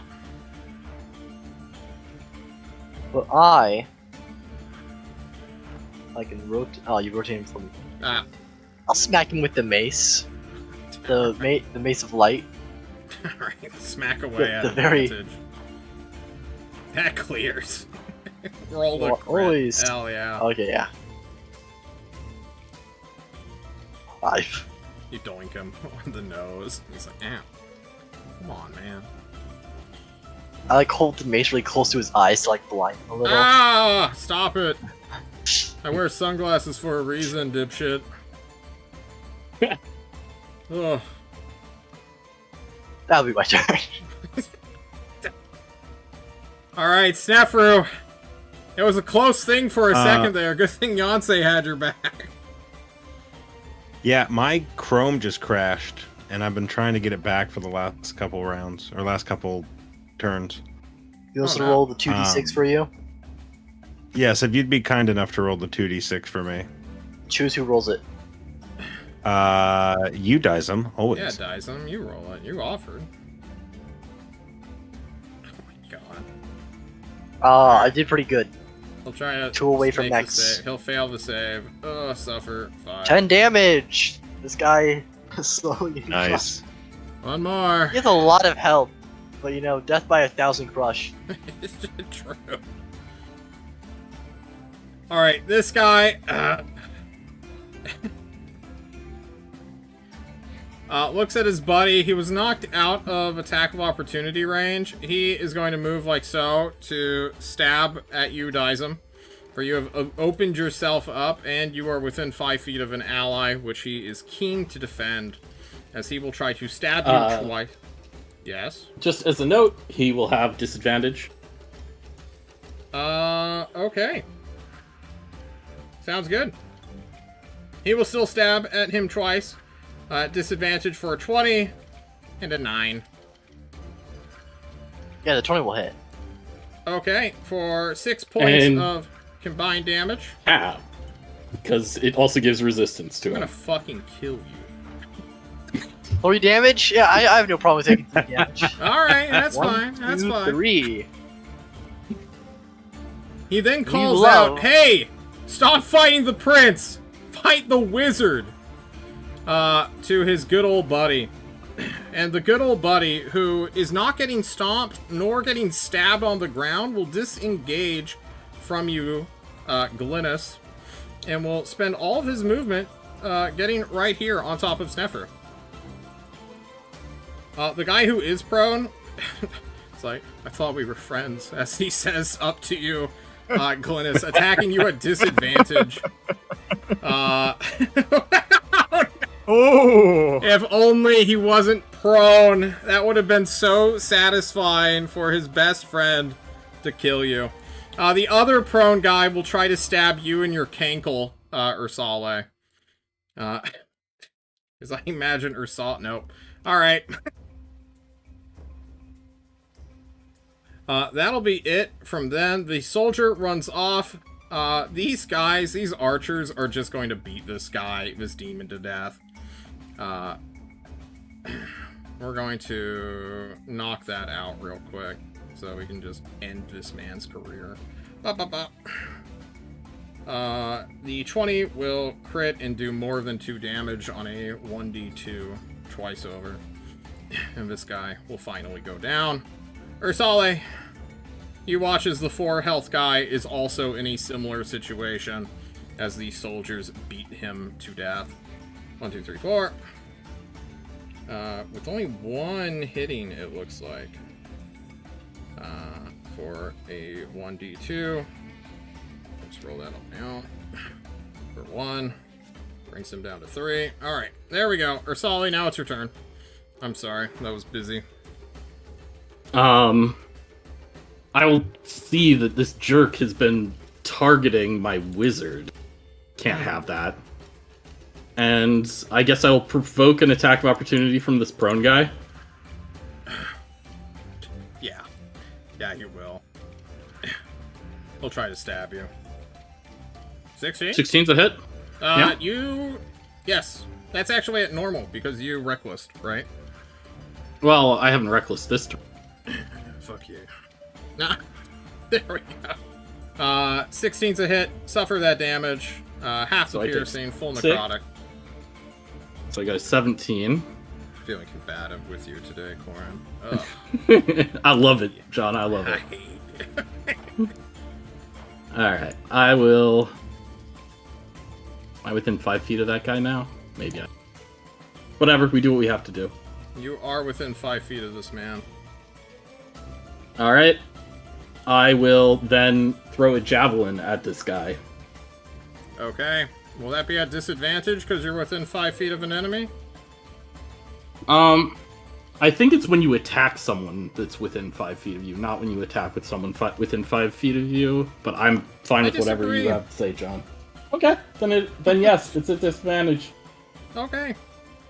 His wing just, like, clips your wrist here and, like, turns that clearing attack into an 8 and just bats it to the ground, and you just stare at the guy who is restrained, just like, what are you gonna do about it,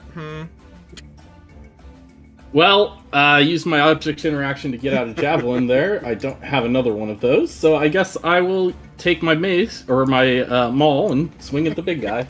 You swing at the big guy, go for it. A 14 is not enough, even with advantage. He will parry you again with his wing, not even moving his arms. Okay, yep.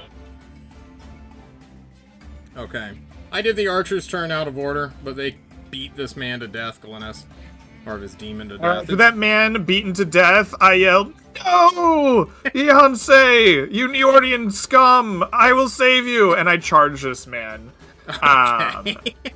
And then I want to... Oh, he's going after Snefru. Never mind. I say, "No, Snefru! You Livistian hero! I will save you." And then I'm gonna stab him twice. Alright, you stab him twice. You know what? Since I'm out of key points and I can't do my punchy shit anyway, I might as well double hand this. I'm gonna roll with it in 2 hands. Alright, you grab it in 2. The first one is a 13 slashing damage. Yeah, that brings him to 2 health. Okay. Hell yeah. And then that's a 13 to hit him. That is unfortunately a miss as he lowers his shield in time before you sever him horizontally at the waist.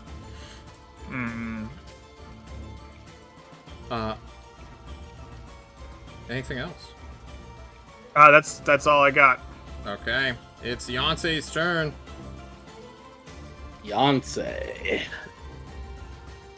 3-ish demons left. Yancey will taunt this guy What if you don't? with a vicious mockery. Alright, that's a wisdom. You know what? save. You're right, John. Sorry, my bad. Second level dissonant whispers instead. Okay. Let's just make sure he's... You're gonna burn through Yancey's last spell? Second to last. Unbelievable. Is this safe for half? Yep. Alright, he dies. He's at 2 health. Even on a pass, he dies. Ugh, his head pops. His body turns to a foul smoke as the coolest Neordian prince cosplay of Glynis just immediately eviscerates this demon.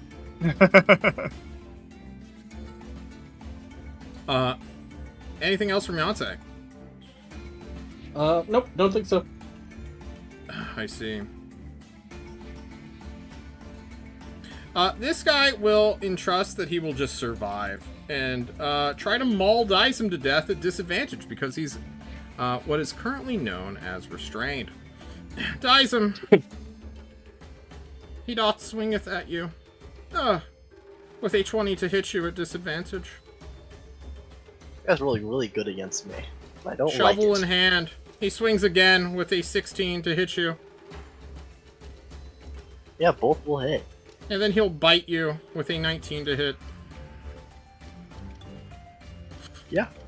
You Those are will all struck hit. for 4 force, 7 force damage as the apparently force damage shovel, which is keenly noted as a scimitar, just rebranded. I'll do that.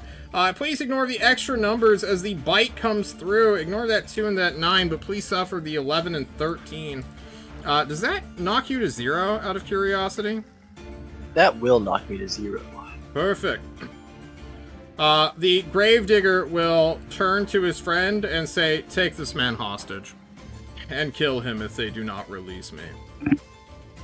Dyson, please make your first death saving throw, as it is the start of your turn. Yeah.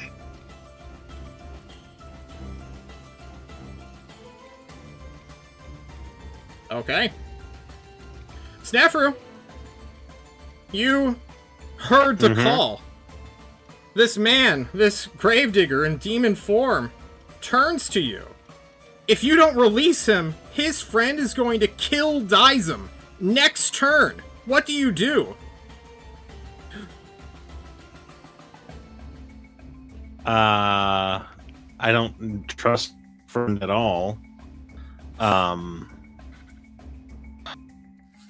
do I do? Do you take a chance? Hold on. I might have a way. I just got roll 20 back up. Okay. Let me get in my spells. Is this a concentration spell? It is.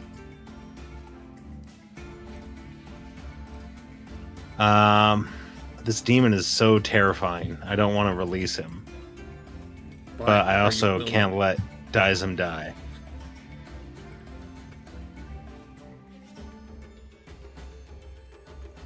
Okay. What do you do?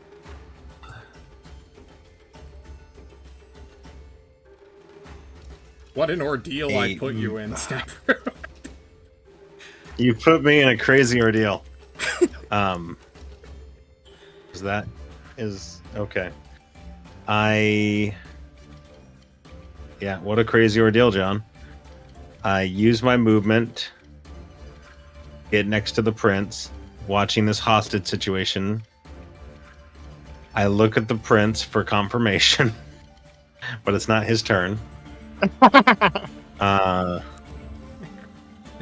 Glynis, do you give him permission? He looks to you so pleadingly.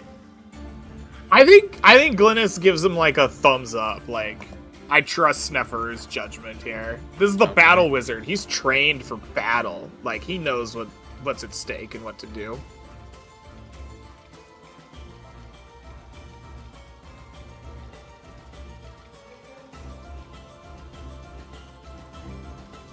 Sneffer, what do you do? Do not release him. Oh. I do not release him. But instead of using my action to crush, I will use my action. If I use a frostbite on this Oh. Oh no. Concentration always confuses me. No. I will upcast a magic missile at the supplicant soldier. Will that mess up my concentration? No. You can cast spells while concentrated. You just can't get hit. Yeah, go for it. What level do you cast magic missile at? 2nd level. Alright. Please roll me 4d4 plus 4. Because it's one additional dart, right? Push, roll. 4d4. Alright. You need an 18 here to kill the supplicant. That's really high, John. That is... It's not my fault. That's what he rolled for health. Is it +4 on each dart, or just... Yeah. Nope, it's just in 13. total as you slam this guy with 4 magical darts, each one doing 1d4 plus 1. But you upcasted it, and thus he suffers 13 points of force damage. You've made your choice, the Gravedigger says.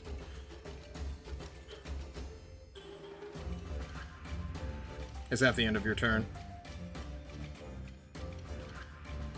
Yeah. Sorry, Dizem. All good. Dizem unconscious gives you a thumbs up as well. Alrighty. The supplicant soldier sidesteps just a little bit, still within 5 feet, as he hears a telepathic call from this guy who was not finished off by Ursale. You watch, all of you, the greatest YOLO throw as this man hurls his spear at disadvantage from the prone position, trying to snipe you, Snefru, as you have given him a line that isn't through his friend. Ugh. That's a little bit through his friend. I'm going to give you 2 AC for cover. Alright? Okay. He's going to try to javelin Yeah. you. It's at disadvantage.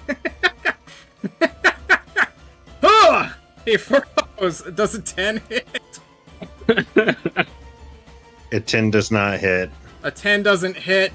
And then the other supplicant soldier, thinking he was a really cool guy, will stab Dizem, who is prone, at advantage for a 22 to hit you.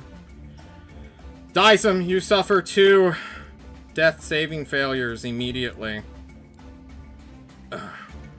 This guy, he knows you went down. Let's see how observant he is. You know what? It's going to be public. He rolls a 12 up on this perception check, which is at -1. He will see that you're not dead. He thinks you're dead, Dizem. And he will move here. To the Raging Bear and try to shove him into the pit as a bonus action, rather than spearing you. We're getting silly now. Please beat a 23. God's sake, cutting words!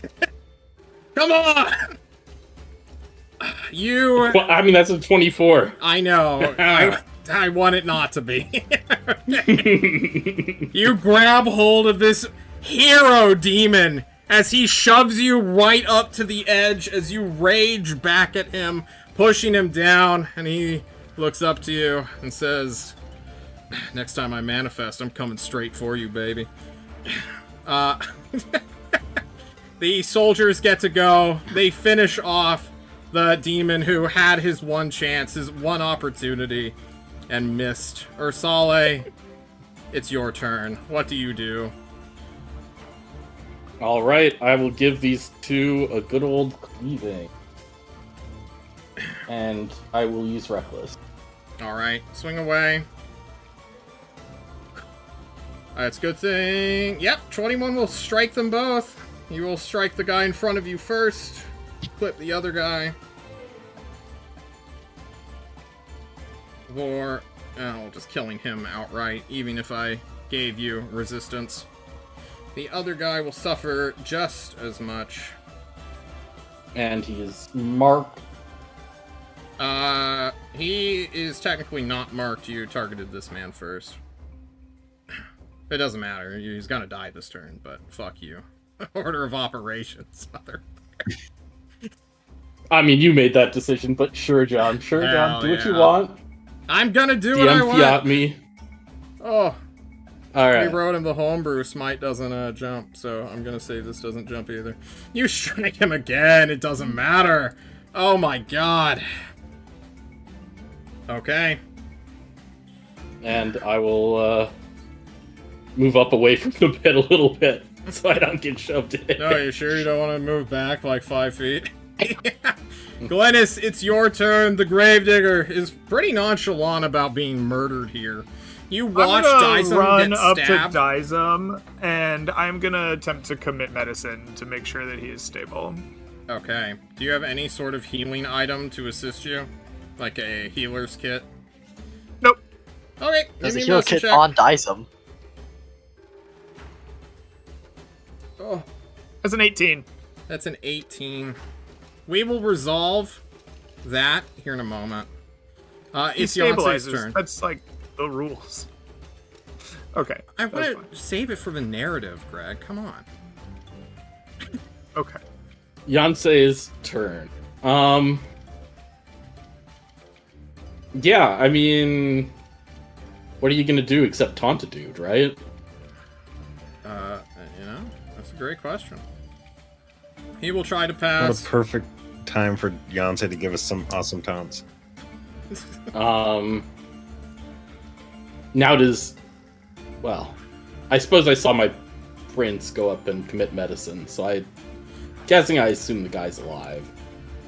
So probably. I will have faith use in your prince. a second level healing word to give the cleric 10 HP. Oh. Dizem. You breathe in life. I was going to have a cool narrative moment and end our break on a cliffhanger, but instead you get your turn now. Hell yeah. Or rather, if you survive. Because now the Gravedigger has a prone Dizem and a prince in front of him, as well as an Ursale, who seems a bit low on health. He's going to see if he can Royal Road your asses and try to kill you all one after the other. So first he's going to start with Dizem, who's prone, so that negates... he'll attack at normal, I should say, with a shovel. Ugh, 15? 15 meets it, beats it. Meets it, beats it. Okay. Don't you have chainmail? Yeah! It's like, I have scale mail. Oh, you have scale mail, not chainmail. Understood. He strikes you for 9 force damage. Brings you... 1 HP. Oh, because you upcasted it. Yup. Oh my god. Dizem, you're at 1 hit point. He can't let the Never cleric... felt better. He can't let the cleric heal. He's gonna swing at you again at normal. He will hit you, bringing you back down. He'll then turn. God. He can't kill the prince. He doesn't have it in him. He'll instead turn to the bear daddy and bite you, bear daddy, at disadvantage. For a 14? Or did you reckless and it's at normal? John, I reckless. Alright. Suffer that. So that's 9 damage. Alright, you're still up. That's the end of his turn. Dizem, you had your wounds stuffed. You were about to get up as the healing magic of the bard sings at you to stand. You are about to stand up when 2 shovel strikes just immediately knock you back down. I need another death saving throw. Like I just got all my death saves restarted. Yeah. We're back. Welcome back. Don't roll 2 1s in a row. Alright. Snafu. Oh. Snafu. I love 5e Rush. combat, guys. Yeah. Crush him. Yeah. Okay. Sorry. I will I'll use, I there. think, my last 2nd level spell slot for another magic missile on this guy. He's going to die. I hope. Alright, 44 plus 4, you need 11. That's much more doable. Would have been cool if you would have done it on me. Yeah, it would have been cool. Oh my god. See, 17's 17. possible. Snafu, please describe what happens as your magic missile pierces this man's body.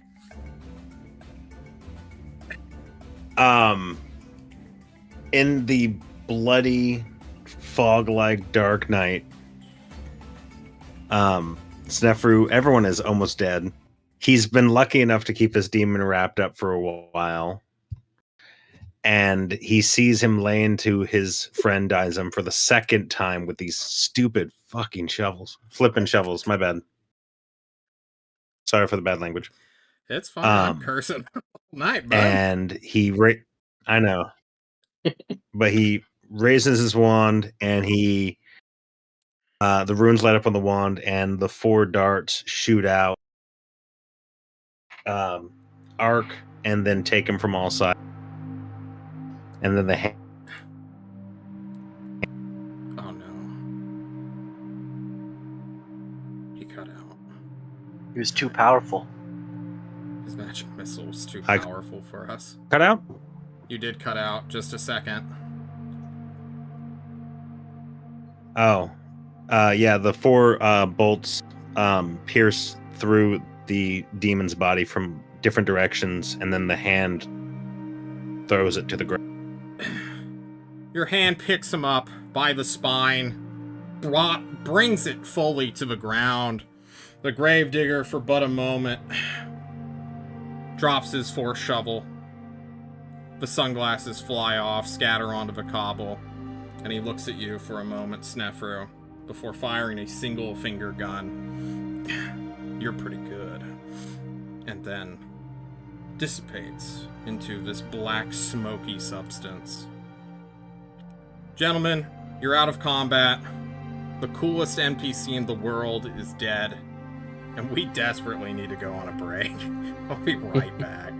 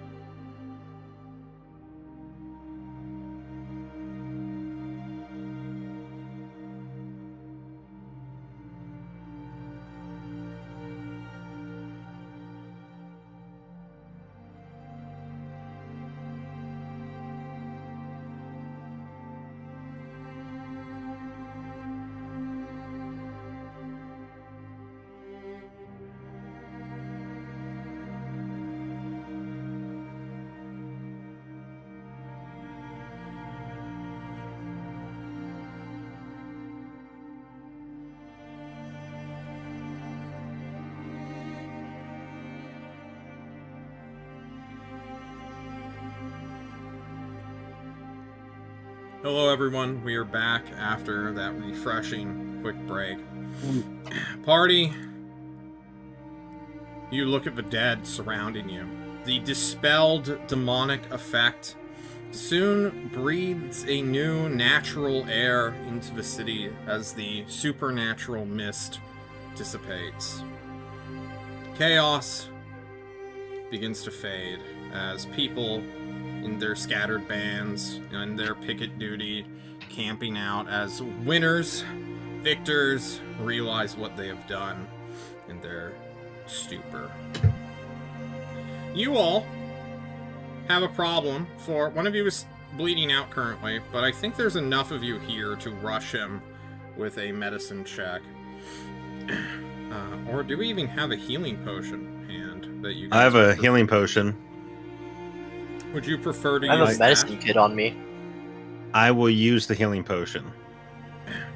Steffer, what do you say as you cup the great big mouth of the Dragonborn open so that he can Steffer- in this Ste- magical... He's Sorry. he's almost crying. Like, I'm sorry. I did what I thought was right. Please don't die. Please drink.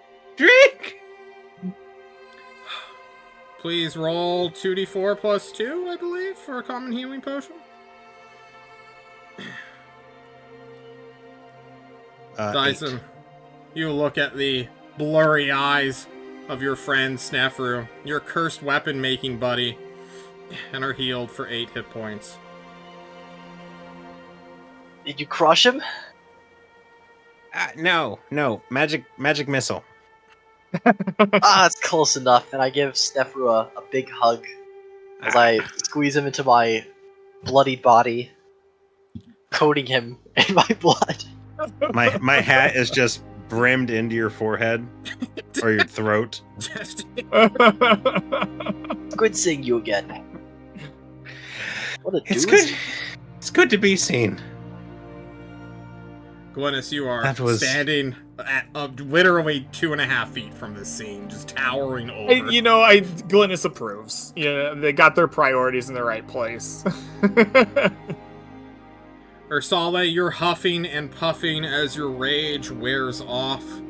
No more demons are around. The scattered humans, the more veteran longbowmen, as well as the common soldier, turn to your group, huffing and puffing, having questions of their own, having literally stomped a demon to death with their collective heels. Yonsei resumes their T-posing in the distance. John, like a quick question. bearded Was that guy with my- scarecrow. Does the guy with my vapor rub come back? No, Is he just gone. gone? He Damn. bolted. He said there are demons, and he took your vapor rub and ran. He did. Godspeed, soldier. He'll resurface later, undoubtedly, but for right now, he's gone.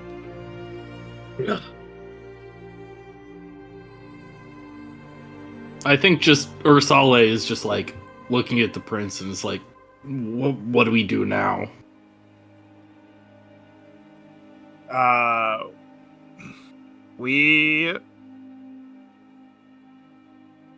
Good question. I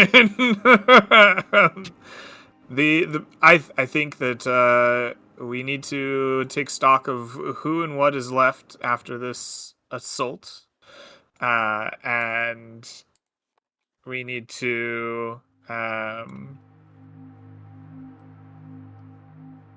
think we need to I don't know, figure out what we got going on. Is what Glynis says, right? Like, gather the troops up, see who's been deaded. What is the state of our crew? I guess. I guess the other thing that Ursale is looking at right now, is there physical evidence that there were demons here? I know you described the first one as dissipating into mist or particles or whatever. There is proof.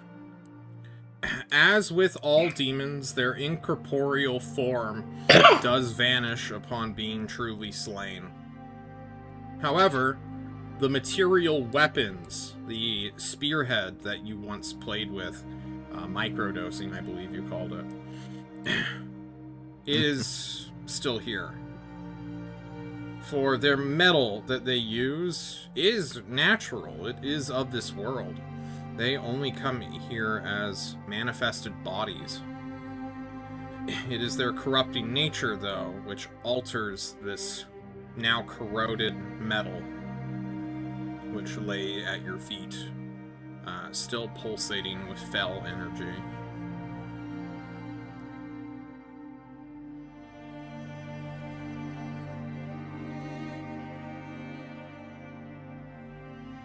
You guys mind if I take some of these?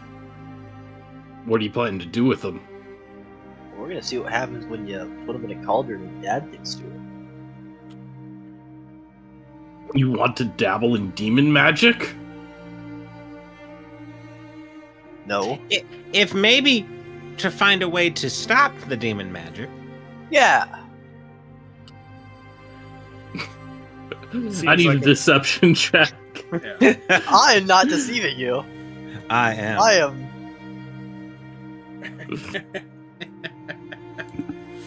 That's a good 15. Snefru's covering for his cleric friend. Ursale. You know, Well, I mean, yeah, he's a court wizard. I don't need to help you convince yourself. I guess, like, if we can figure out how to counteract or remove their power from their blades, it would be quite helpful. Precisely. I just Is starts the picking up, well- like, all the spears. Yeah, Is the let's well check out this still well. like a demon portal? Like, what's going on down there? Like, is it just normal again now that Big Boy's dead, or So there's a tiefling floating. is a tiefling floating in the water? He's drowned. He's just, I don't know how to swim.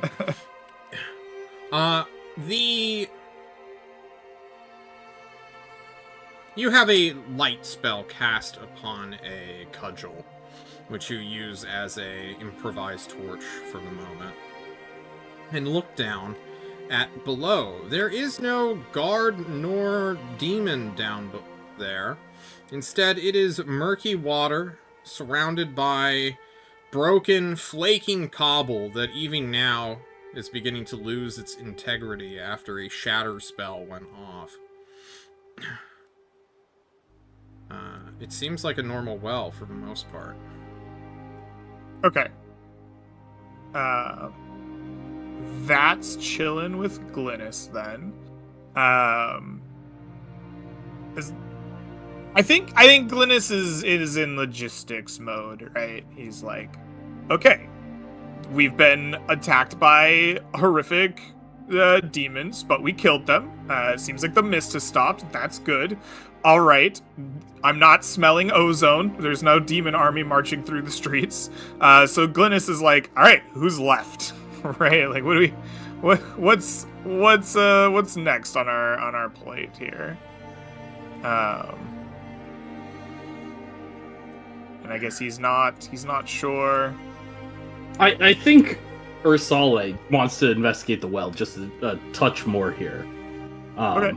Yeah, what do you do? There to were investigate? people who were kicked into the well. We can't see them on the surface, but are they there somewhere? I mean, if you just leave corpses in your wells, you're going to poison the water supply, right? Mhm. So we've got to make sure that there's no bodies in there. So I have some rope on me. I would like to climb down if somebody is Counter would, argument. I could cast light on this rock if we can drop it in the well. Okay, seems like a good first We step. can just see what's at the bottom. Yeah, I'll just cast light on a simple rock nearby. Just boop. Yeah, you pick up a part of the broken, shattered security rim and hurl it down after you cast light upon it. You will watch it illuminate the waters. And still you see no bodies. This thing goes down, I want to say almost 40 feet in total. So your light cantrip will cover it all. It's about 7 to 8 feet down is where the water line hits. And from the rest, it just looks like regular water. I suppose it has a bit more...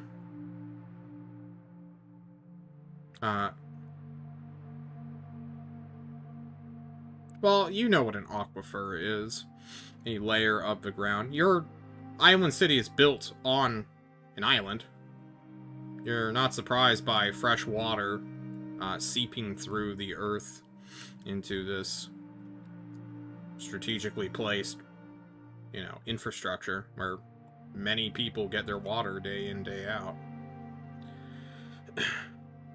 There could be some sort of subterranean or underwater river that flows into this, maybe? Or they got yeeted into a hell dimension, and that's that. But no bodies are down there, fellas. Yeah, I think Ursale is going to assume they got yeeted into a hell dimension. It seems they were used as fuel for those dark magics. The dark magic that I stopped before dying. I think Yonsei crowd. had the biggest play on that dark magic. Touche. But it was a Well, team give me effort. something here. I got stabbed. I missed all my spells. Like, yeah, give me. I pretty like outplayed. Like I was kind of important in that battle. He's salvaging his I stopped this pride. fog. Throw me a bone here, Snefru. I'm very glad you're alive. Thank you. That's the bone you get. As I'm saying this while picking up all the demonic spears. And the shovel. I'm taking that force shovel. Yeah, you it's pick up the just a- shovel. It hums in your hand. Oh, it's nice. You see the nearby sunglasses too, Dizem. Do you put them on? I'll take them. I'm not putting them on. Okay. Through the sunglasses, he just sees obey, buy, consume. They live. Okay. You grab the shovel, you grab the sunglasses, and all the spears, like the little loot goblin you are, Dizem. And all of you start Magic ain't to cheap. head off to check on the rest of the city to see if this was the only ritual place. You collect people to move in force because all of you are injured. Except for Yonsei, who luckily did not get stabbed or hurled a javelin at. But Applauding no- Ursale's control of Yonsei. Very much so. Yonsei just moves with the bear man stride. No other rituals can be found. Save for in the distance, close to the keep, on the far side of the river. There seems to be some sort of mist being channeled there. But you will not notice that for a little while. In fact, some of you may only notice it till morning, when you all benefit from a short rest, which is desperately needed. Nice. I believe How many hit Yonsei dice do I have? gets their Bardic's back, but not any spell slots. Sounds right. Dizem, you get your Channel Divinity back, which you can burn immediately to get a spell slot back at this day. I actually don't know if I get my channel divinity back on a short rest. I'm You do. 99% certain. Oh yes. This is weird because I'm hitting the short rest button. I'll put it back. And it becomes the dawn of the 22nd. The battle All my hit dice but one. of the mist. Indeed. And I will use arcane recovery. Feel free to use your arcane recovery. You know how that works. Mm-hmm. Getting 2 level 2 spell slots back. Nope. 1 level 2. Come the morning, when Glynis is woken up from a tired meditation or inkwell sleep. I don't know if that reference is still fresh in everyone's mind.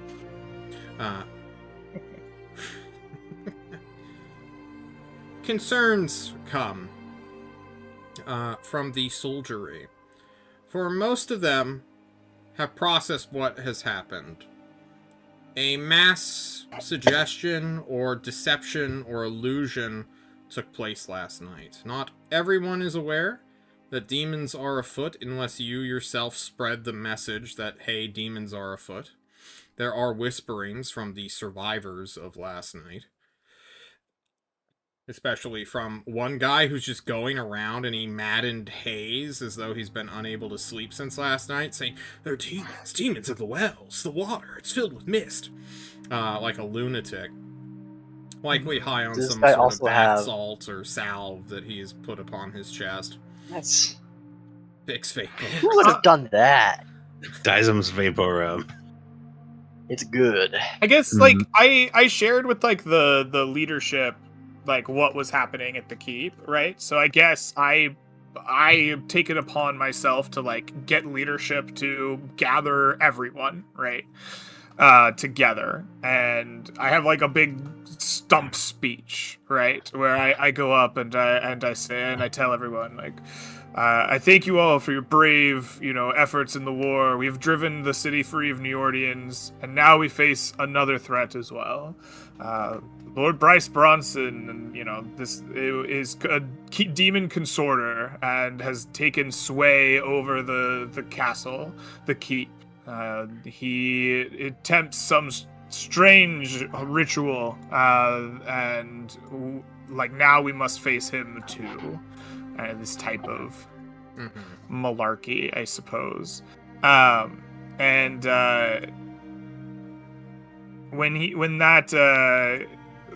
I go down the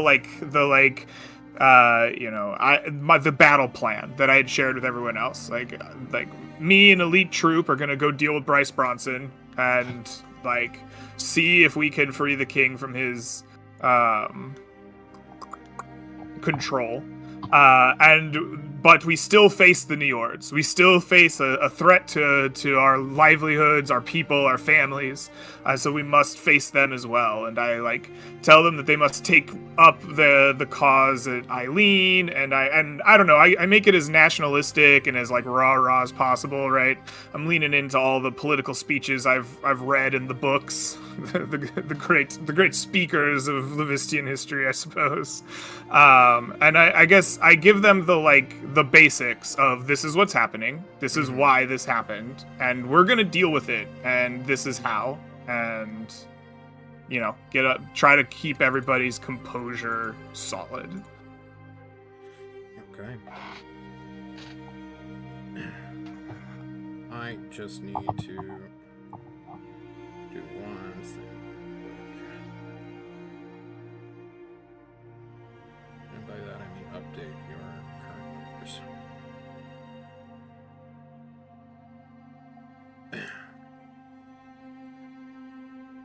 You update the leadership, you have a great big stump moment like the hit movie Robin Hood by Ridley Scott. You call out to people by name who have fought for you and explain that Bryce Bronson is a consorter of demons. The murmuring begins as you say this. And although you finish your speech, give me a quick persuasion check just to see how it goes. How it's received. Persuasion? I guess it's all the same. Not great. Not great. Your speech gets partially interrupted as you're starting to go through the rah list of what needs to be done. And one of them calls out, "Wait, so are we surrounded by Neordians and demons right now?" Yes. Oh, what a guy.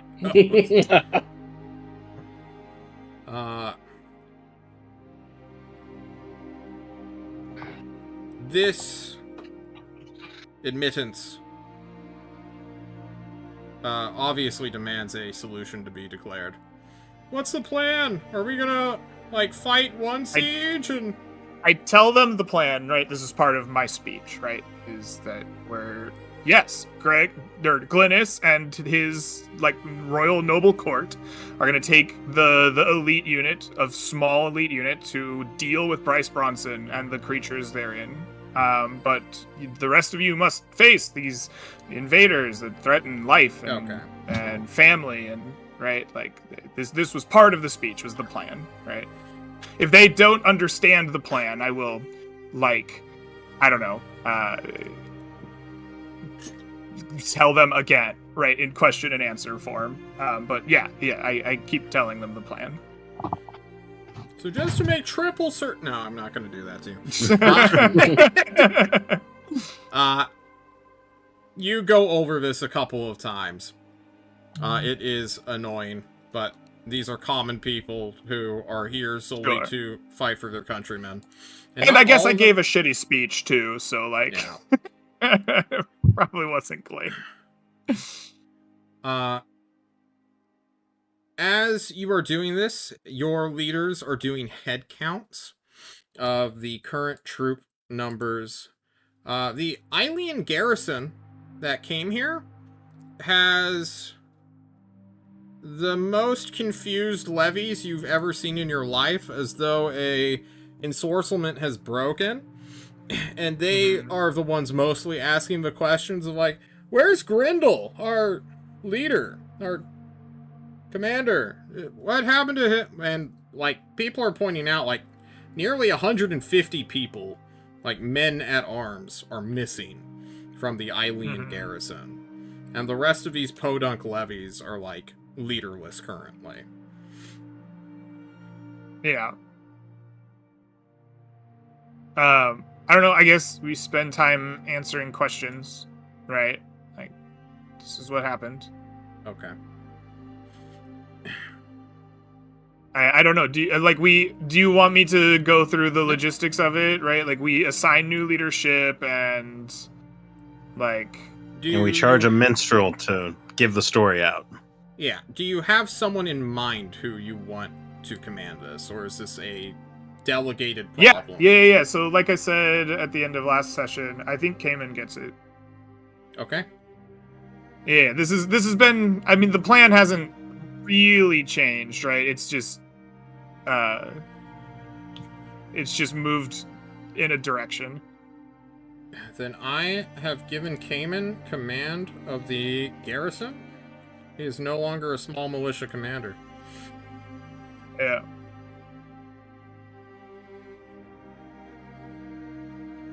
So basically, to recap the previous one, I was, like, getting a small group together of, like, an assault force, right?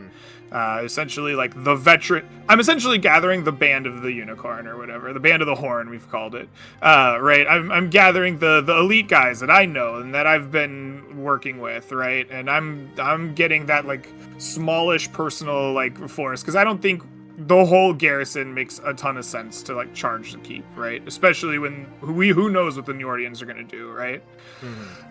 And so, like, I've been putting together that group in my mind since before the mist took over last time, right? When we were giving out battle plans, before we were tried to go to sleep, and then we're going to take that group and try to deal with the problem of demons in the crown.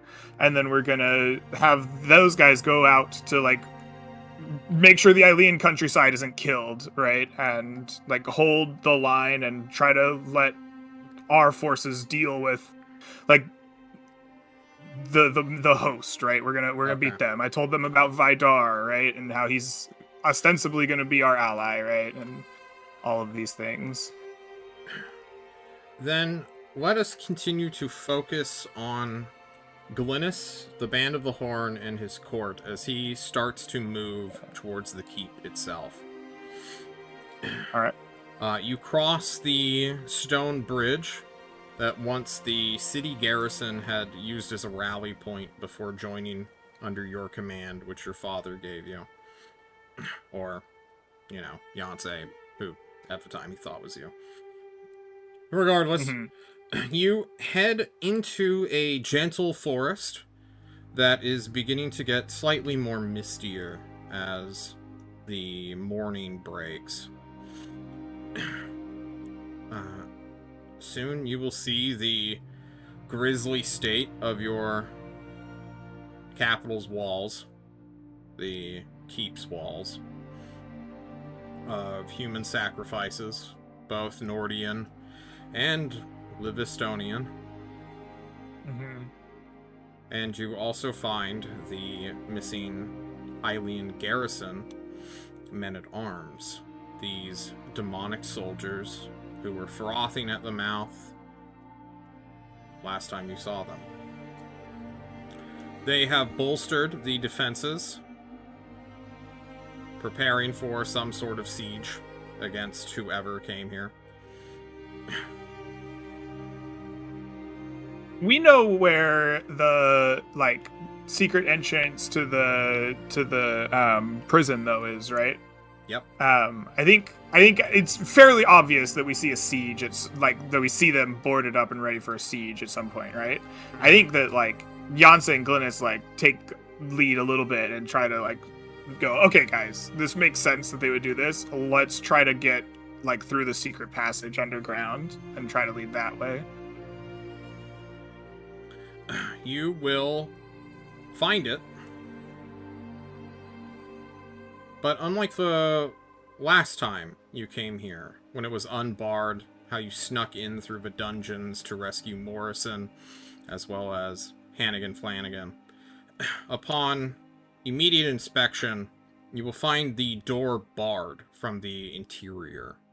You will need to break it down. Luckily, you have Ursale to do this. But this will be an actual siege. There will be fighting and bloodshed for this tunnel, as undoubtedly Ursale is going to have to cut through who knows how many soldiers are positioned behind that gate. The king has given up the secret tunnel, as it were.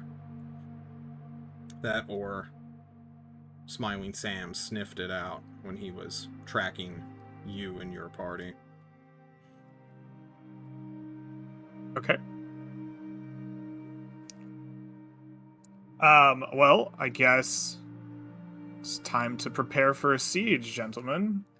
Let's draw the small council and decide how we want to siege the keep. So I think you go looking for Ursale, and he's not there. He's not to be found at this moment. Chilling. And he wants to look around the grounds around the keep, right? Not the keep itself, because there's this big picture that looks like there's a keep that takes up this whole island, but we've been explained multiple times that's not really true. There's grounds and forest and all this area, and I'm gonna be looking for druidic signs of any sort that might lead me to find a particular druid who is placed here. I believe we did say that we were going to replace one of your languages with Druidic, yeah? Yep. Then you will indeed see the signs of Brogvarsh, also known as Bog Arse, also known as Swamp Ass, and you will find a... what do you call it? Little arrows, effectively, pointing further south. Southeast, in particular. To the northern section of Old Town, on your side of the island.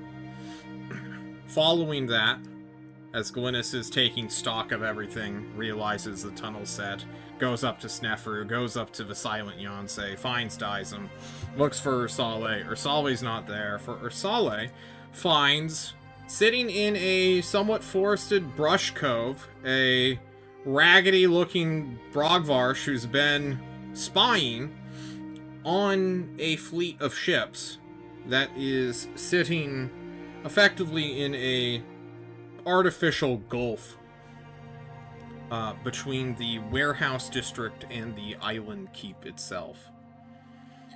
You have found the fleet of Killigan. So the fleet of Killigan is hanging out, sort of, in this area here. Indeed.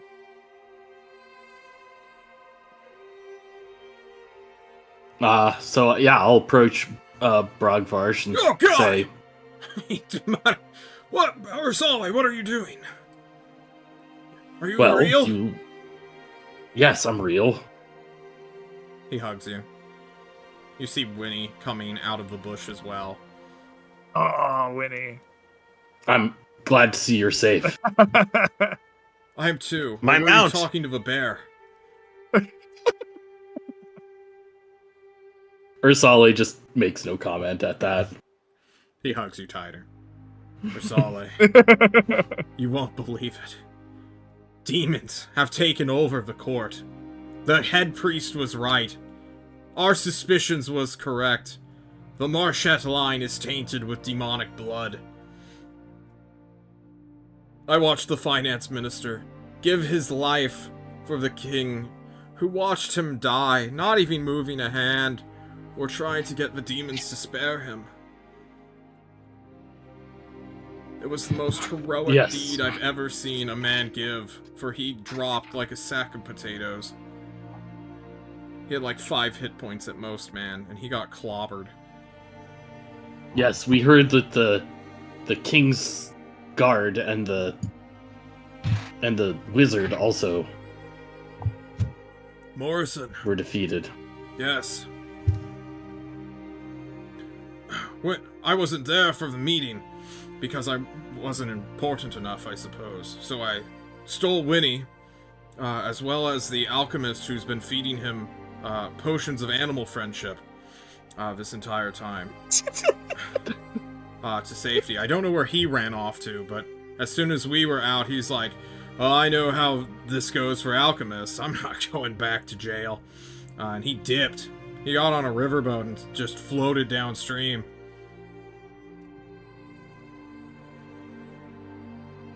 I guess I'll inform him. The prince and I have defeated one of the lieutenants of that backstabbing bastard here in the city, and we are looking to try to get back into the keep. He nods his head. Well, I don't know what the keep is like now.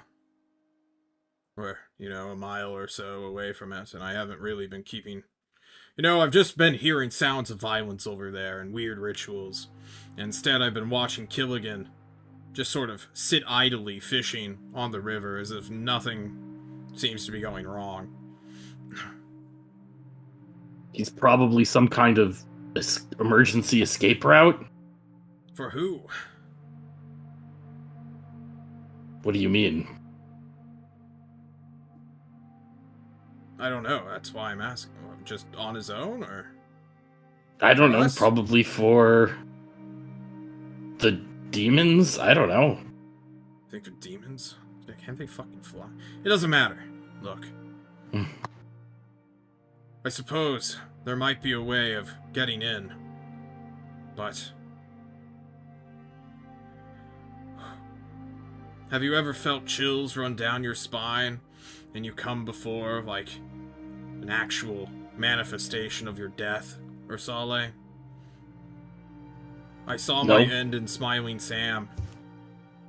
That crazed, empty look in his eye, which I always thought was suspicious, but never gave voice to my concerns. He stared at me across the way. It was like 2, or maybe even last night. No, not last night. The night before last. He just randomly walked into my hidey hole and asked me if I'd seen the prince. I thought I was gonna fucking die, Ursale. He's like, the prince said he'd be at the river. Are you with him? And I was like, no. And he's like, okay. And then he sniffed me really deeply. And I just sort of looked at him, and Winnie had pissed and shit all over himself in fear. I've never been more terrified, Ursale, of an entity in my life.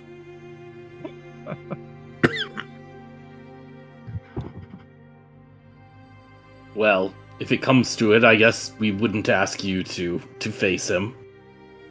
But if you have ideas on how to get in... Perhaps a plant growth ritual? I could maybe make vines grow from the ground to the walls, but taking the walls is risky. And if they're demons, they don't see darkness as we do. It might as well be broad daylight to them. So we should do it in broad daylight. Yes, when they're expecting an assault most. They'd never expect it. Being no master of strategy. Oh. It's good to see you, Ursale. Let's go to the prince. I agree. Glennis, Snafu, Dizem, what have you been talking about as you plan to besiege a castle? Sneffer's been asking around about his old friend Marco from the Seneschal's scriptorium to see if anyone's seen hide or hair of him. Yeah. Not from the Band of the Horn. Yep. They've been kind of fighting the moment they got into the city and haven't been keeping an eye out for citizens of Old Town. Well, then he wants to go and see if the place burned down or not, to see if he can save anything from his old scriptorium. Glynis, Ursale has walked off. Snefru had accompanied you to this island, but now that it seems a siege is happening, he looks to see to some personal business. Yeah. That's kind of okay with Glynis. Like, Glynis has a siege to deal with. I think Glynis is, like, doing battle tactics, right? He's like, okay, I don't have ships, right? I can't, like, circle the island looking for a way in, right? I don't have, like a catapult or a battering ram, right? Like, he probably has, like, generals that he's dealing with, right? He's like, okay, what's your theory on this, right? Like, I think Glynis just kind of lets that just be, right? He's like, okay, I trust that Ursale is using his time well, right? Okay. He knows what's up. I'm sure that my battle wizard, if he had, need to leave a battle,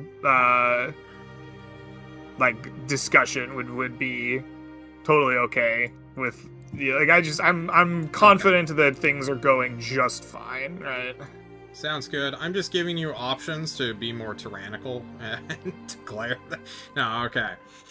Good ol' Snefru, do you take Dizem with you? Or I want to know where Dizem is narratively. Where are you at, Dizem?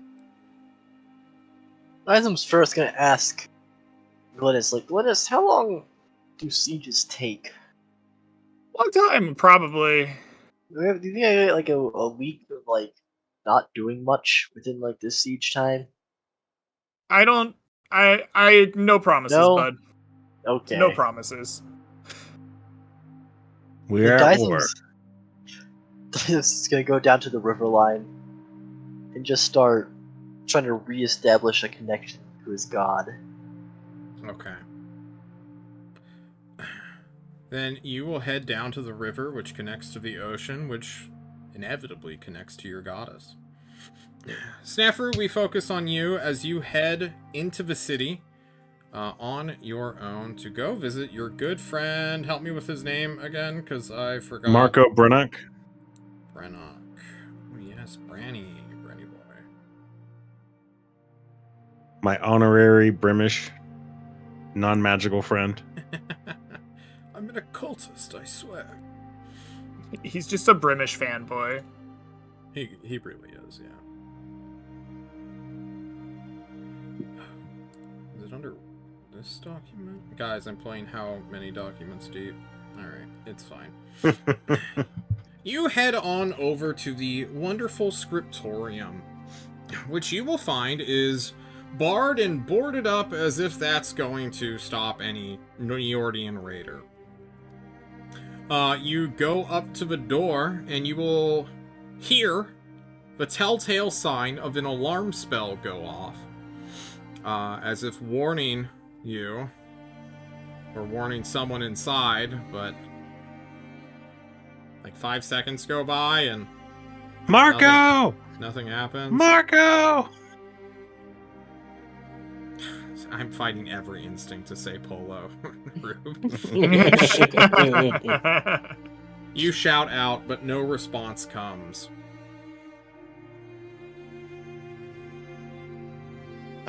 He tries to look through the window. And he's knocking on the window. Marco! You peer inside. The place seems abandoned, but not empty, if your goal was to loot this place. I was hoping he was alive. Well, him not being here is a good sign. Yeah. Old Town hasn't been reached by the Neordians yet. I go around the back. Yeah. You find a simple back door. I'm gonna roll to see if you forgot to lock it.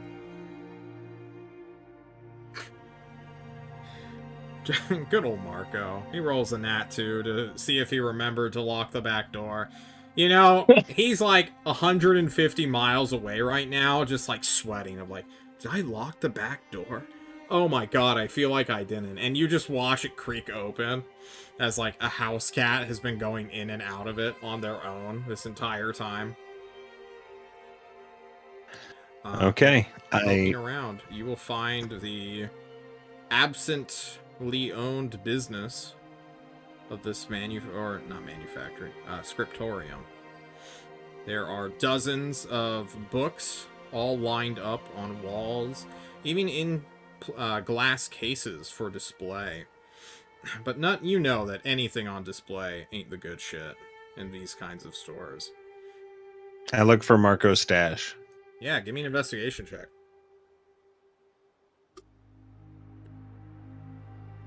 His stash is on his face, duh. 13.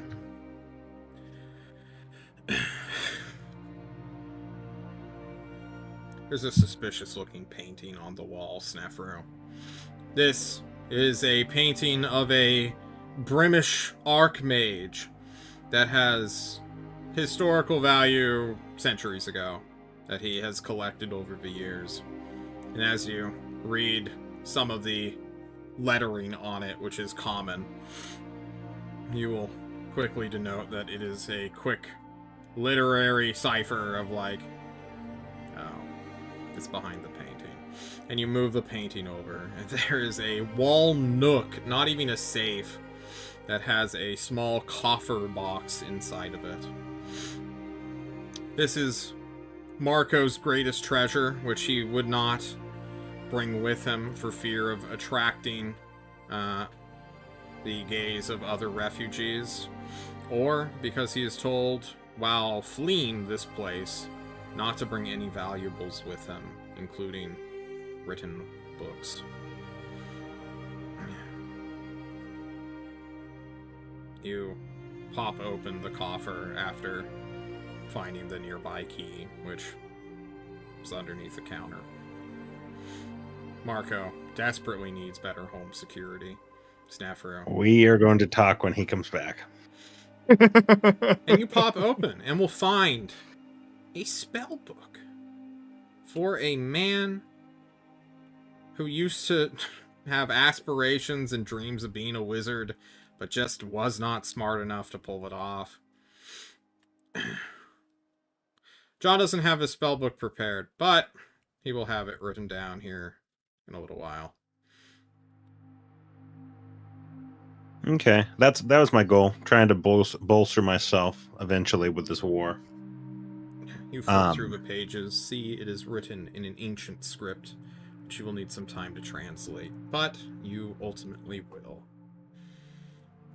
and then I securely leave a note saying, "Hello, it is me, your friend Snefru. I am the one who purloined your spell book." But then I locked your store up after myself. Very well.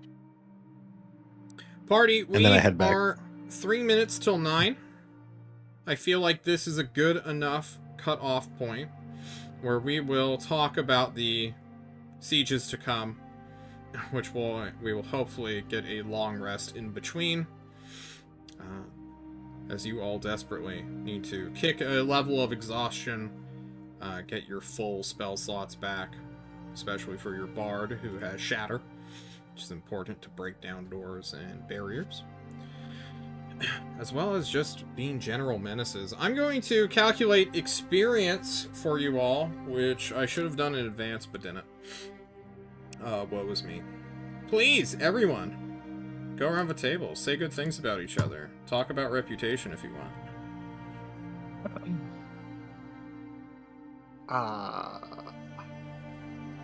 Snuffer saved Dyson's life. I think that's pretty cool. Personal opinion. also risked Dyson's life. Sure did. I also am the reason that you pretty much died. Oh, but I respect it. Well, I'm glad you Look. respect it. A wise word of Dysum. You can't ask the ocean not to drown. The wise words of Dysum are gonna be very strange once it's like completed.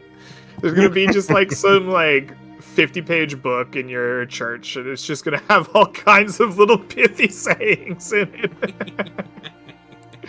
I like it. If I died, I died. I'm not He dead yet. dies, he I dies. died, Dysum. I'd like to shout out Dysum for honor. He acted very honorable. He stood in front of multiple allies, and basically, even he said, "I don't want to get near this creepy, bitey thing." Jumped in its face. True. I like it. True. Yeah. I know the dice weren't with you tonight, but you But still played fantastically. most importantly, the one thing I didn't have to roll for worked. That's cool. Operation Destroy All Fog was successful. Yeah, that was it. That was the most important part, probably. Maybe not. I'm fairly useless, and you guys were all on the same page. You guys You did a probably lot could've won more. that fight. Than I did, other than the fog. The Fog just- troops. But you Yeah. Freed our freed the men. troops, I guess. The But troop then having Jojo all the stopped troops all the mattered. demons. Yeah. Honestly, then- like +1 glory to the troops for like like jumping some demons. They didn't have anything but their fists and feet. Mhm. They still went for it. If To I be could fair, shout out Kill of the Week. Go ahead. the prince has fostered like honesty, integrity, and trust with his men. Like, he's been fighting for them. Why wouldn't they fight for him? Like, that wasn't a survival situation. It's just another fucking thing to deal with to liberate their city. These So they guys have to know about stomp the the Thorough head of deal the- to the men, huh? Yeah, they went for it, and they had backing. It was a even fight in their eyes.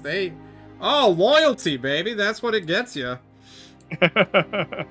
So, I think for Snefru, he should get a point of honor. Basically, he neutralized this whole nasty ass demon for the whole fight.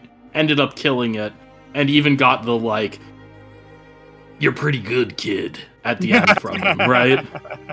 So, You know, on I a think counterpoint, that's instead of honor, I would say ambition, because he did not release me. He did not release him to save my life. He went for the killing blow on the demon that had the spear to my body, and that was ambitious. That was Snapper. very ambitious. I'm gonna split the difference and say you get a point in both. I like it. You were witnessed to. Everybody heard and saw this. News will spread. Snefru does not negotiate with demons. based as fuck. That is honor for Yeah. a court wizard. And 2, he'll take his friend's life and use them as gambits. That's definitely an ambitious thing to do. So there you go, Snafru.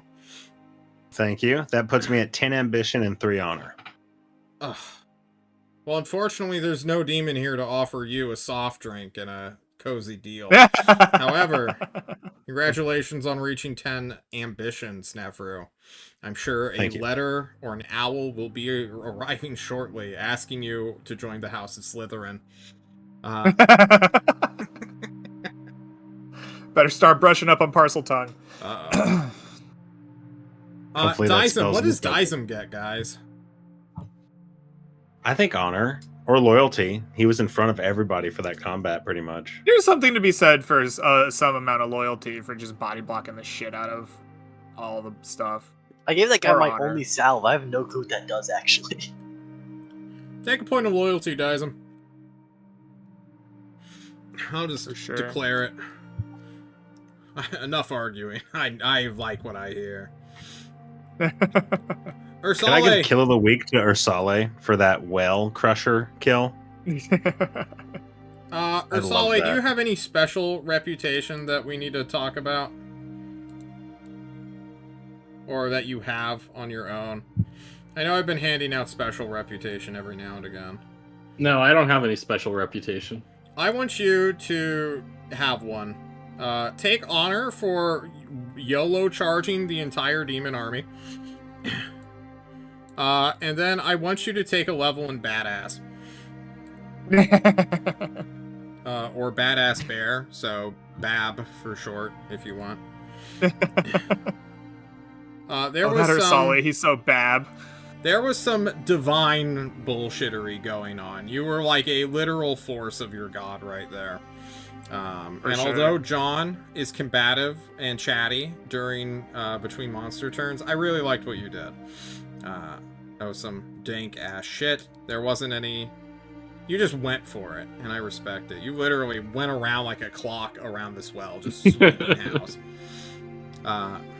Which brings up to Glynis, who unfortunately got tricked, but when he was liberated of his mind, how best would we describe Glynis in this combat, guys?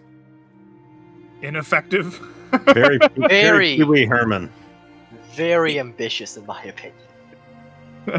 Yeah. Tricking the demons and thinking like, oh no, I'm still on your side. Convincing our men to drop kick demons. I was into really wells. hoping we were gonna We Are Sparta that guy into the well. That would have been so good.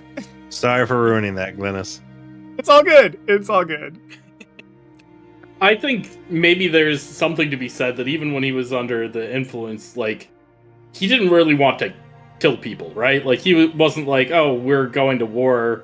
It's like, well, you know, we're Stop locking fighting. people up. Stop I fighting. don't Just want to take reputation for that because there is an amount of like meta game to that, right? Like I was trying my best to be an antagonistic force to the army while not killing my own people because I knew very quickly what the deal was with the fog when 3 Neordians showed up to talk to Yonsei. I mean, I don't know. If there was no knowledge of that and I acted the way I did, I think that might be reasonable, but I think that was me trying my best not to. That was me playing the game while still not being like, I know that you're my friend. I'll act differently. okay. That's true, but the picture I got of you coming back out of the darkness and helping your troops curb stomp demons seems like an honorable thing to picture. There's Like- an honorable curb stomping. From these troops' visions, they're fighting this demon, and then out of the darkness comes the prince, and he's like, "Yeah, stomp them." So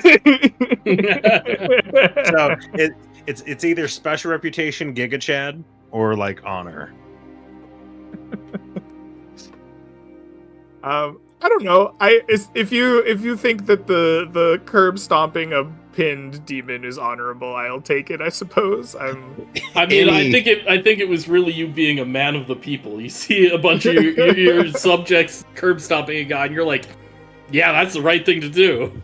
I like that. I want you to gain a new thing, like a sub thing of ambition of man of the people. Ooh, okay. Glynis is a very honest, upfront ruler and kind of point blank straight shooter, and will just stick with people where they're at. I like that. I think man of the people is a good title that Glynis is beginning to earn for himself. And this combat sort of proved it. He supported literally everyone else rather than seeking personal glory like Ursale did. Bastard that he was. Everybody, now that we have reputation, I would love it if you would take home 1,432 experience points. Whoa! Wow. Grindel the Grave, also known as the Gravedigger, was a CR7 monster who got absolutely shut down by a spellcaster, bad dice, and honestly, his damage output of just being able to crush you guys in a single round is more than enough to justify his CR to me. So you guys got all of that. The Supplicant Soldiers, which are a subdivision of Mephistopheles' demons, are a CR1, I believe. They're a 200 experience payout, guys. They just hit, like, a truck, and they get a bonus action to do an extra attack if they're within 5 feet. Kind of like sneak attack, but has a chance to miss. So yeah. Good shit, guys. And that was the Lemurs, 1405. That's what I heard. 1432. 1432. I can hear things. Yeah. All right. Thank you. The I'm Lemurs very were close to my supposed next to be level. a special one that spat out stuff and regurgitated. That mechanic never got into play, so I just used the actual Lemur stat block to give you each an extra 60 bump. So good job, Neferu, Lemurs. what's your experience at? 12,386. Oh, how far ahead of you was I? Oh. I lost my experience total along with my character sheet. You were like 80, 60, or 70 above me, I thought. Because last session I was 10,954. Yeah, we could do that. And I thought you were like 11 something. I was 11 something. I think I was just like a couple hundred maybe ahead of you. I have done Yonsei's experience point, so feel free not to do that. I'm giving Yonsei full experience points since Corin, you roleplay them so well, which is always a thing. You also got quest for saving the city from demonic incursion, attempt number 2 now. Now all that's left is the big 3-0. If you guys are 3-0 and you stop the demon invasion right here, right now, we might have a what do you call it? The Devil May Cry 5. You beat the last boss in the prologue. So I'm quite looking forward to seeing how the siege goes down. Gentlemen, it's always been a pleasure to play, but why don't we head out? Yeah. See you guys next week. As always, don't die. Also, we're going to play Space Marine 2 sometime this week. See ya! Woo!